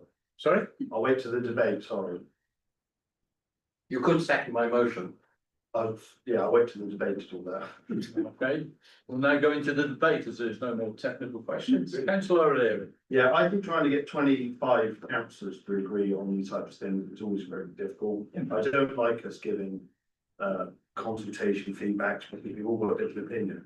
And the opinions that are going to be in here on this are not going to be in any way ideological, party political, or even personal to each other, our relationships with one another, but all be about our views on dogs and on the practicality of the mats. Therefore, I'd like to second councillor Norwood's. So I believe not to have joint opinions, just to move on. And we all, as individual elected members and as residents, can come in and serve if we wish. Councillor Weller. Yes, thank you. I wasn't going to speak because I thought it was fairly straightforward, but now I'm sorry, but I need to. I asked for this to come to council for us to make a council representation, and I did it. And I'm sorry because a couple of times this evening I referred back to the old council, and I do apologise because I don't really mean to do that, except that these PSPOs used to be on the beach and the dogs around our open spaces was a decision for Weymouth and Portland originally, and Weymouth and Portland members who were knowledgeable about their different patches, you know, the Nose and Green Hill and the beach. We made those decisions. That's why I felt we should have a comment in the wider thing, because these decisions will be made county-wide. And it will be useful, I think, for Dorset councillors and Dorset Council overall to know what we, the elected representatives of Weymouth, think. I accept that we won't all think the same, and whenever in the past when I've been involved with these things, it's been fairly tortuous and we haven't had 100% agreement over any of the areas, whether it's the Nose or Lodmore or whatever. But my personal feeling is that to have an opinion from this council, because we're a big council being represented at Dorset Council, would be useful. But if the rest of the members don't think so, I'm happy with that. I personally think it would be useful for us to give our opinion collectively, but you may not. Thank you very much. So just to talk to the proposal that we got at the minute, I don't quite see the logic of saying that we're elected representatives and we should put our views forward, we should listen to surveys, and then to say we're elected representatives but we're all thinking differently, therefore we should put our views forward. It doesn't quite mesh for me. So whilst I understand and in some ways agree with the comments, I don't think we can come to, it's certainly not a party political issue, it's going to be a personal issue, but a personal issue based on the relationship you have with your electorate. So I'm very happy to put my comments forward when we get into the bit about the actual survey, rather than whether we should be discussing it or not. Okay. Yes. Councillor Civil. Thank you, Chair. Yeah, I think I agree with Councillor Clifford on that point there, and to a large extent with Councillor Weller. Although I think any debate on coming back to it again, changing the status quo is going to be fraught with issues, shall we say. I'm very supportive of freeing up more of the sandy area for humans only, for want of a better description. That's not anti-pets, that's just it feels like that's, if you were going to keep one bit of the beach free, that's the bit that you would keep free, all things being equal. I'm sure, and I don't doubt, councillor, whether that there were debates ad nauseam at the time when that came to be. My bigger concern then after that is, okay, so you've moved it. I understand the proposal, but that area sounds absolutely huge. And growing up in the town, you learn to swim at Weymouth Beach because you can crawl safe. So at the sandy end, because you can crawl safely and it's fine. You can crawl out 200 meters and you're still only up to your knees at low tide, so you're fairly well off at that end. But as you learn to swim, you move further up the beach to the other side to north of the old pleasure pier. And do you necessarily want to be dealing with other people's dogs nipping around you, leaving mess? But anecdotal as it might say, who I know of people who've had their clothes marked while they've been out swimming as a pet's territory. So I would lobby for that area being smaller, but then where do you put it? I appreciate I'm highlighting problems, not solutions. Though. Councillor Arundel. I can see the value of moving the dog area from the sandy beach by the million further up. And it's my point, I think it has merit. So regardless of how it goes tonight, I would have supported this, and I'll do it myself as a response. Well, Yeah, I just want to clarify my position in council, except that I make my feedback as the Dorset councillor, because the Dorset council matter that we're going to ask for an opinion on. It's just a bit tricky because it's almost like Dorset council being asked to give a combined response to an act of parliament being passed by the House of Commons. I will make my individual views known as a Dorset councillor. I don't think this body, as a collective body, giving advice to Dorset Council is going to be particularly easy because we've all got such a diverse view tonight, haven't we? So that's my opinion. There's a proposal on the table. It's seconded. Can we move to that vote and then see if that fails or passes? Move on from there. Well, I'd like to hear the councillor talk. She hasn't spoken yet. What first struck me is that it's the right, I don't know the dog, so I'm not invested in that way, but I think it's nice, it's a prime area of beach and it's nice and sandy, and I prefer to have access to children and families with dogs. And there's something nobody else has mentioned, if it makes it more attractive for holding events that brings in revenue, surely it's a good thing. Very much. Councillor Northam. Thank you. We'll go to the proposal on this. So, just to clarify, as I said earlier, this is not just about Weymouth Beach. The proposal says things. What is your view on keeping the dogs on leads at all times requirement in the following areas? And it lists 7 areas within Weymouth that are covered by that, not all of which I agree with. And point being that this isn't a Dorset, whilst this is a Dorset application, it's following on from what's already established for the Weymouth area. And it's asking for comments on what should be changed or not. So I do believe this is a very personal issue, and I'm grateful to Councillor O'Leary's support. I do think this is a personal issue. It's not about party politics. And I also believe that there's a wide range of resident views, and that's the best way to get this matter forward. So just reiterate your proposal on this. My proposal is that we do not submit a council view, and we leave it to residents and councillors to submit personal views.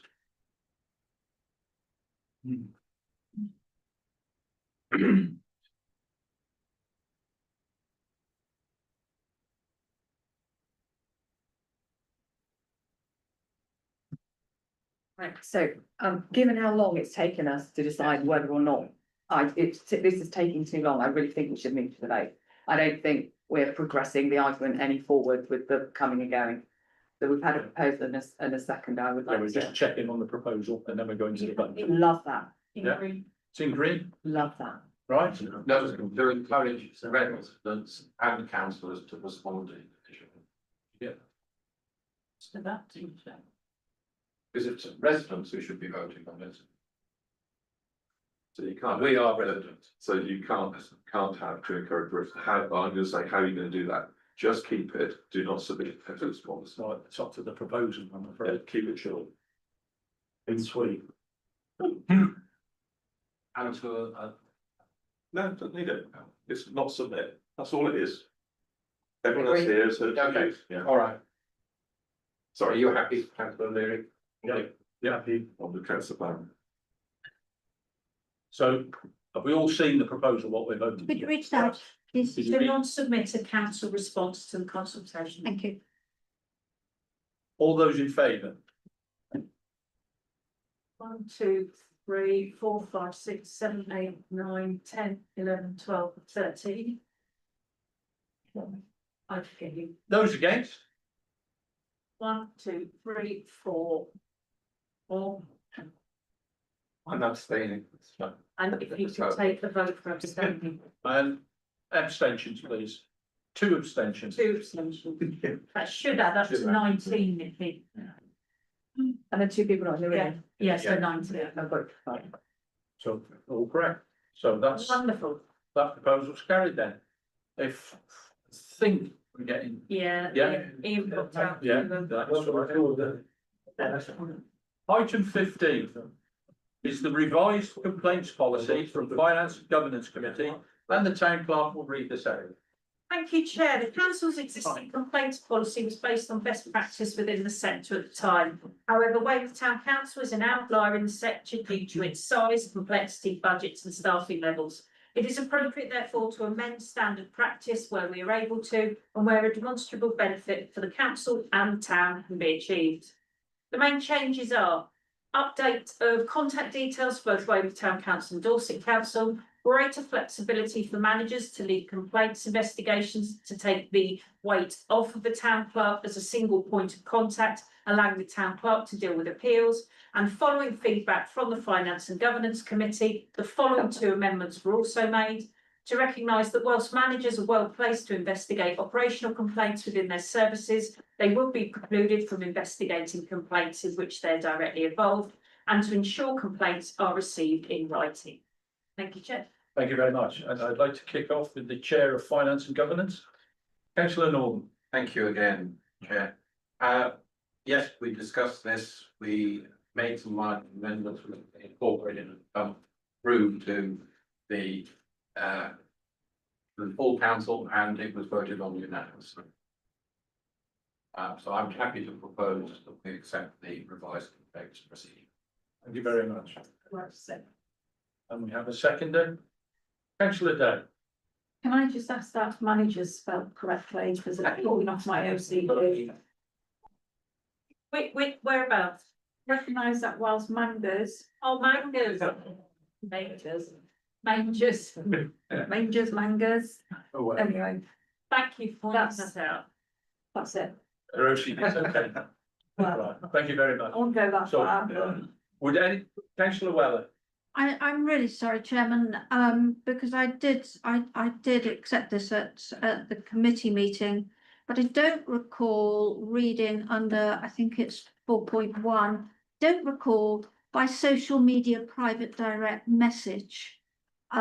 Because we've talked a lot about social media this evening, and I did speak about having a letter meant that we had a paper trail of things.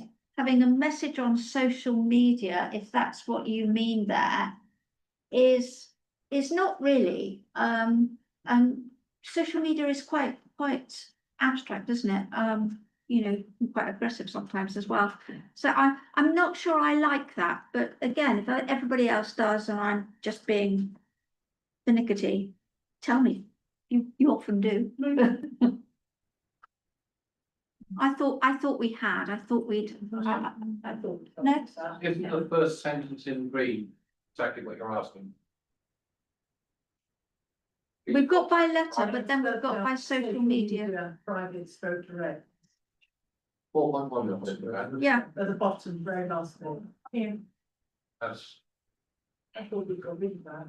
we haven't got a 4.2 there, actually. We've got 4.1 and then we shoot to 4.3 without a 4.2 unless there should be a 4.2 by email. No, that's an error, really.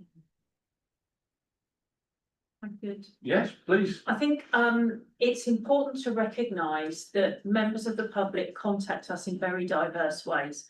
Very rarely do we get letters. People just don't write letters. I anymore. realise that. The majority of our contact is via our website or via email. But an awful lot of people do read our social media platforms and do contact us by that. It's the way of the world now that social media is an accepted form of communication. However, it is within councillors' gift to define as they wish for the purposes of this policy. Okay. Councillor Clifford. Yeah, so there's an area of this that I'm not happy with. It's 3.3, but it links directly into the social media. So there are two types of complaints roughly that come through. There are things where people see stuff they don't like, and there's people who want an investigation into something that's personal to them. That side of things needs to be completely driven by facts, and you need name and address and all that kind of detail. If I want to report a failing service, I don't see why I can't remain anonymous. And if I'm doing it through social media, I'm largely going to be anonymous anyway, because as Councillor O'Leary went through that his comprehensive geographical list of Canada, Zimbabwe and Telford earlier on, that's the fact, and that's the reality of social media. Other councils do not have anonymous complaints policies as written like that. So I think that we should be bold enough to accept if people see something they don't like and want to make a complaint and want to stay anonymous, so long as it's not about an individual or something that's very personal like that, they should. So I would call for 3.3 to be 4.2 because you get your numbers about to be removed, but have an implicit understanding and even a written understanding that if it's going to be an investigation, you must have a name and the details that you need. Right. Well, So would you be happy? hang on, because it's been proposed and seconded, so that would have to come in as an amendment. Yeah. So would you like to propose it? Propose an amendment which will to remove 3.3, but to just to read through again to make sure that if an investigation is required, then you will have to come forward and give your full identity.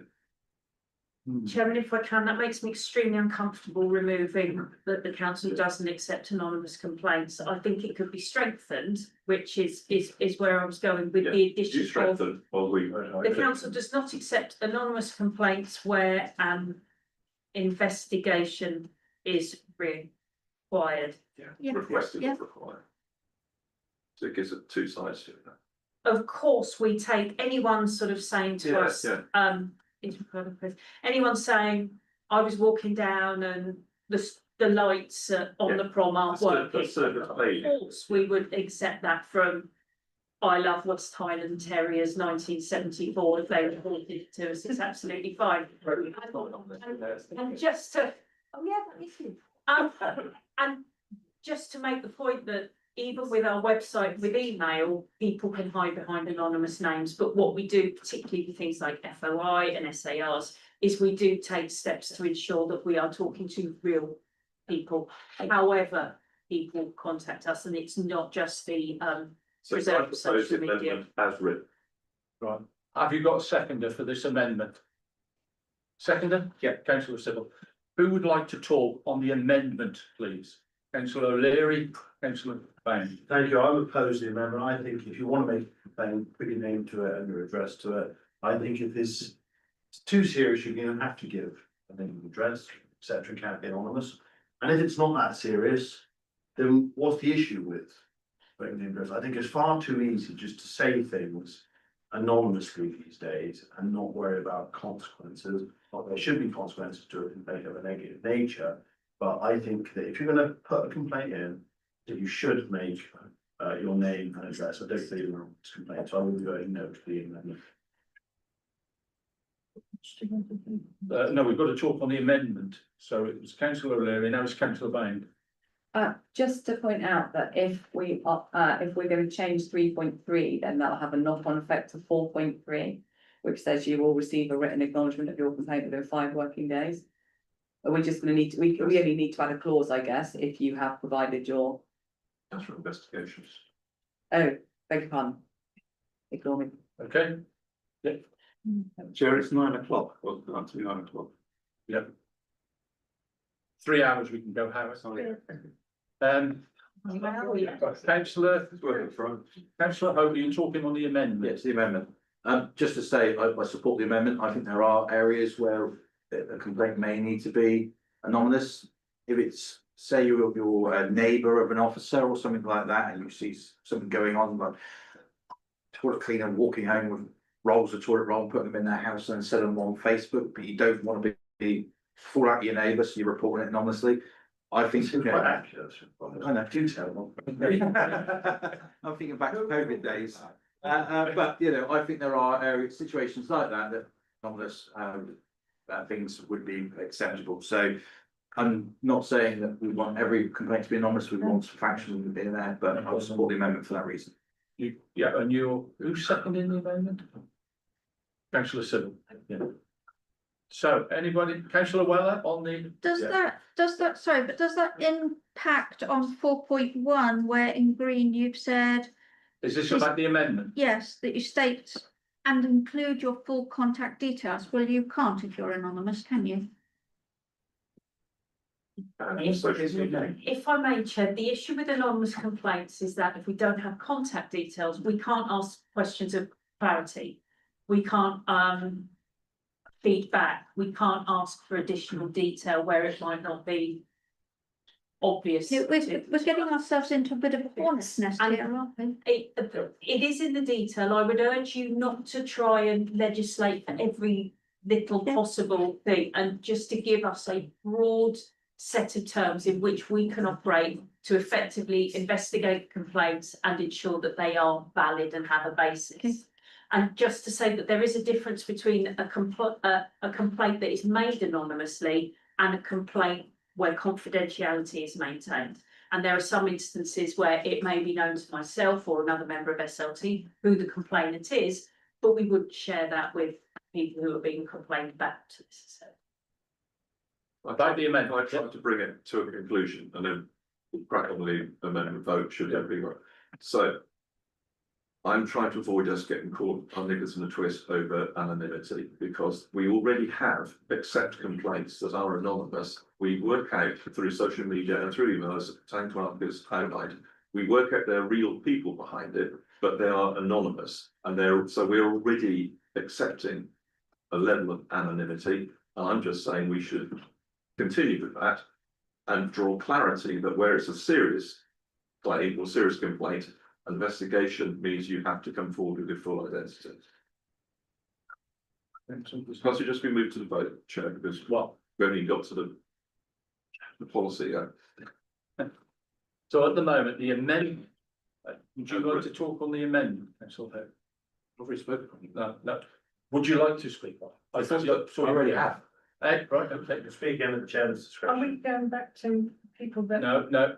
Is this on the amendment? Yes, I'd like to say that I think we're now talking about complaints, which is one thing, and notification of situations. Say a broken light on the Esplanade Road, we wouldn't need to have anybody's name and address.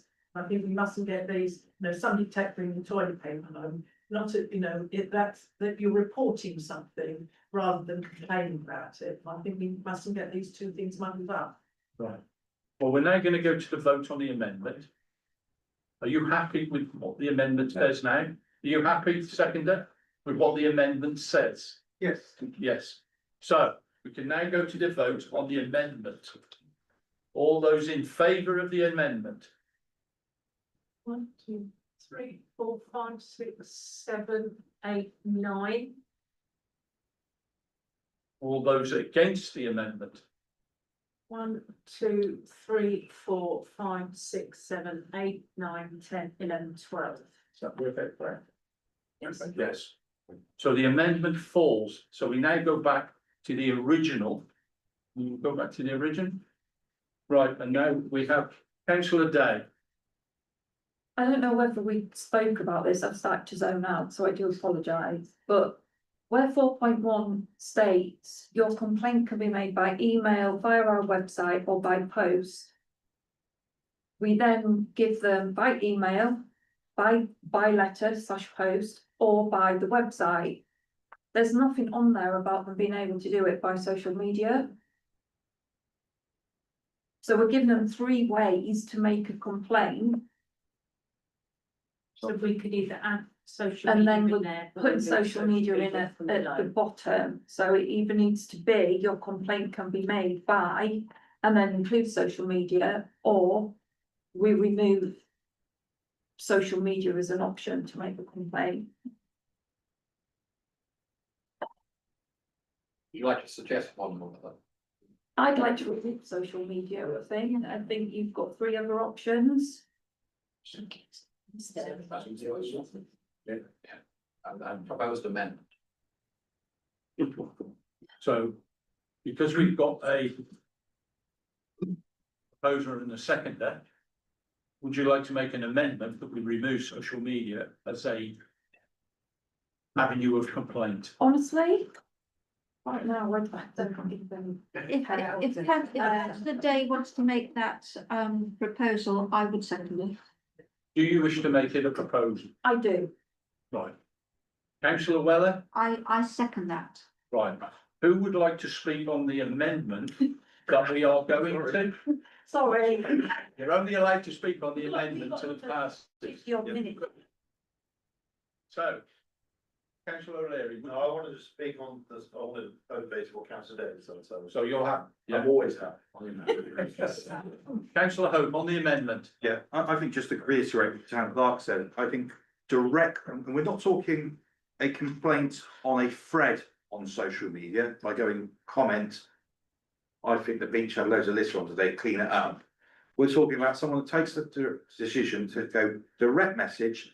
I'd like to inform you, there is a load of litter here that needs resolving, or I'd like to complain about not enough bins.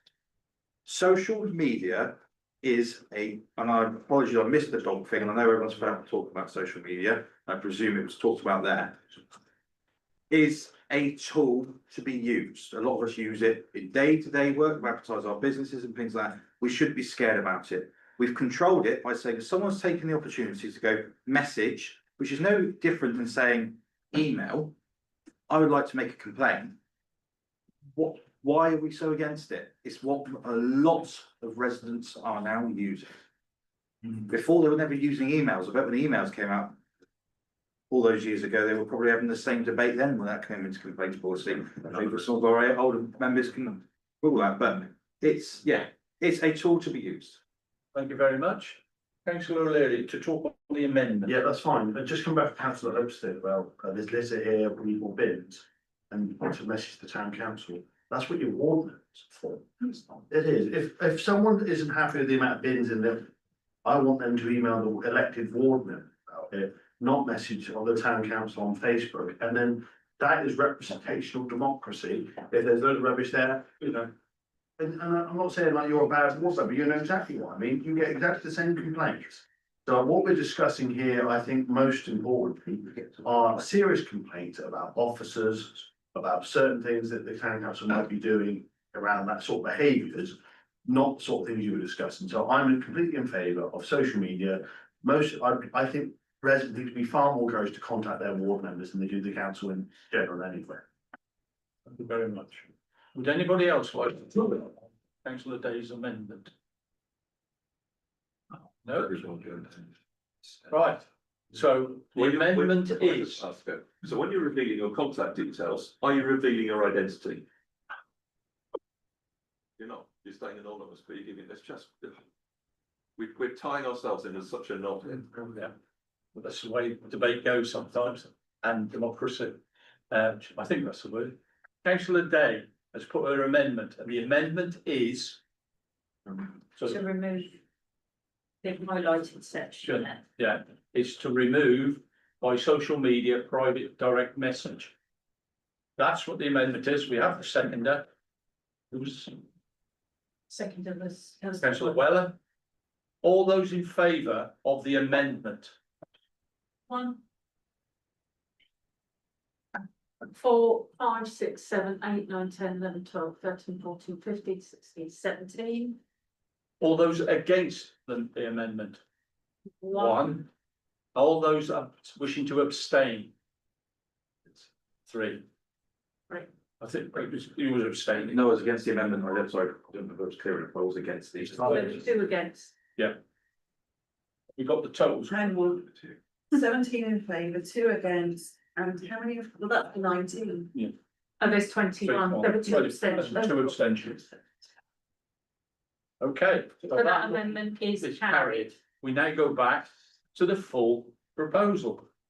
Unless somebody has another amendment that they wish to bring in. Councillor Hope. No, not an amendment on the substantive.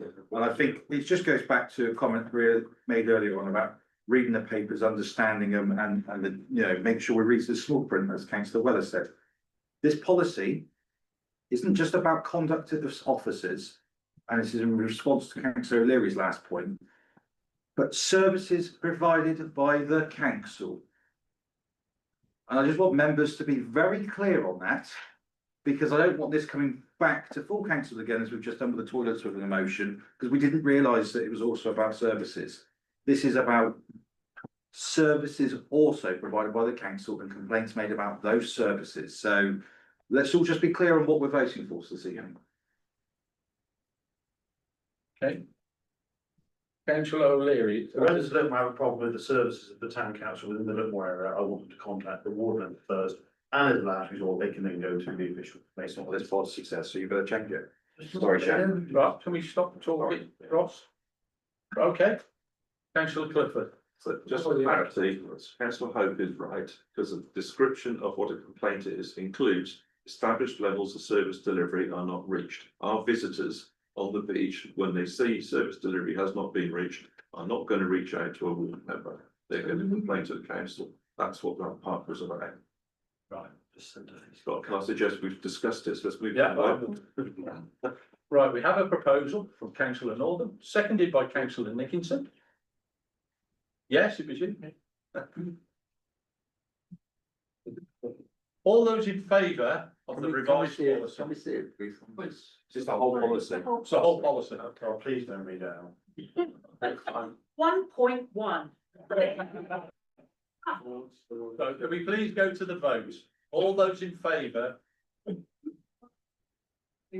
Right, 1, 2, 3, 4, 5, 6, 7, 8, 9, 10, 11, 12, 13, 14, 15, 16, 17, 18. All those against? 1, 1 against? Are there any abstentions? 1. Have we got the correct total? No. No. Oh. 18 in favour, 1 against and 1 abstention, brings it to 20, All right. 21. So, just to get Right, start again. the figures again, all those for? 1, 2, 3, 4, 5, 6, 7, 8, 9, 10, 11, 12, 13, 14, 15, 16, 17, 18, 19. All those against? 1, All those abstentions? 1. Thank you. Okay, thank you very much. We now come to item 16, which is information items. And you're asked to note these information items. We now come to item 17, which is the close of the meeting. Thank you very much, members. If you could step up, we all want to go home. Thank you very much. No standing in the room, please.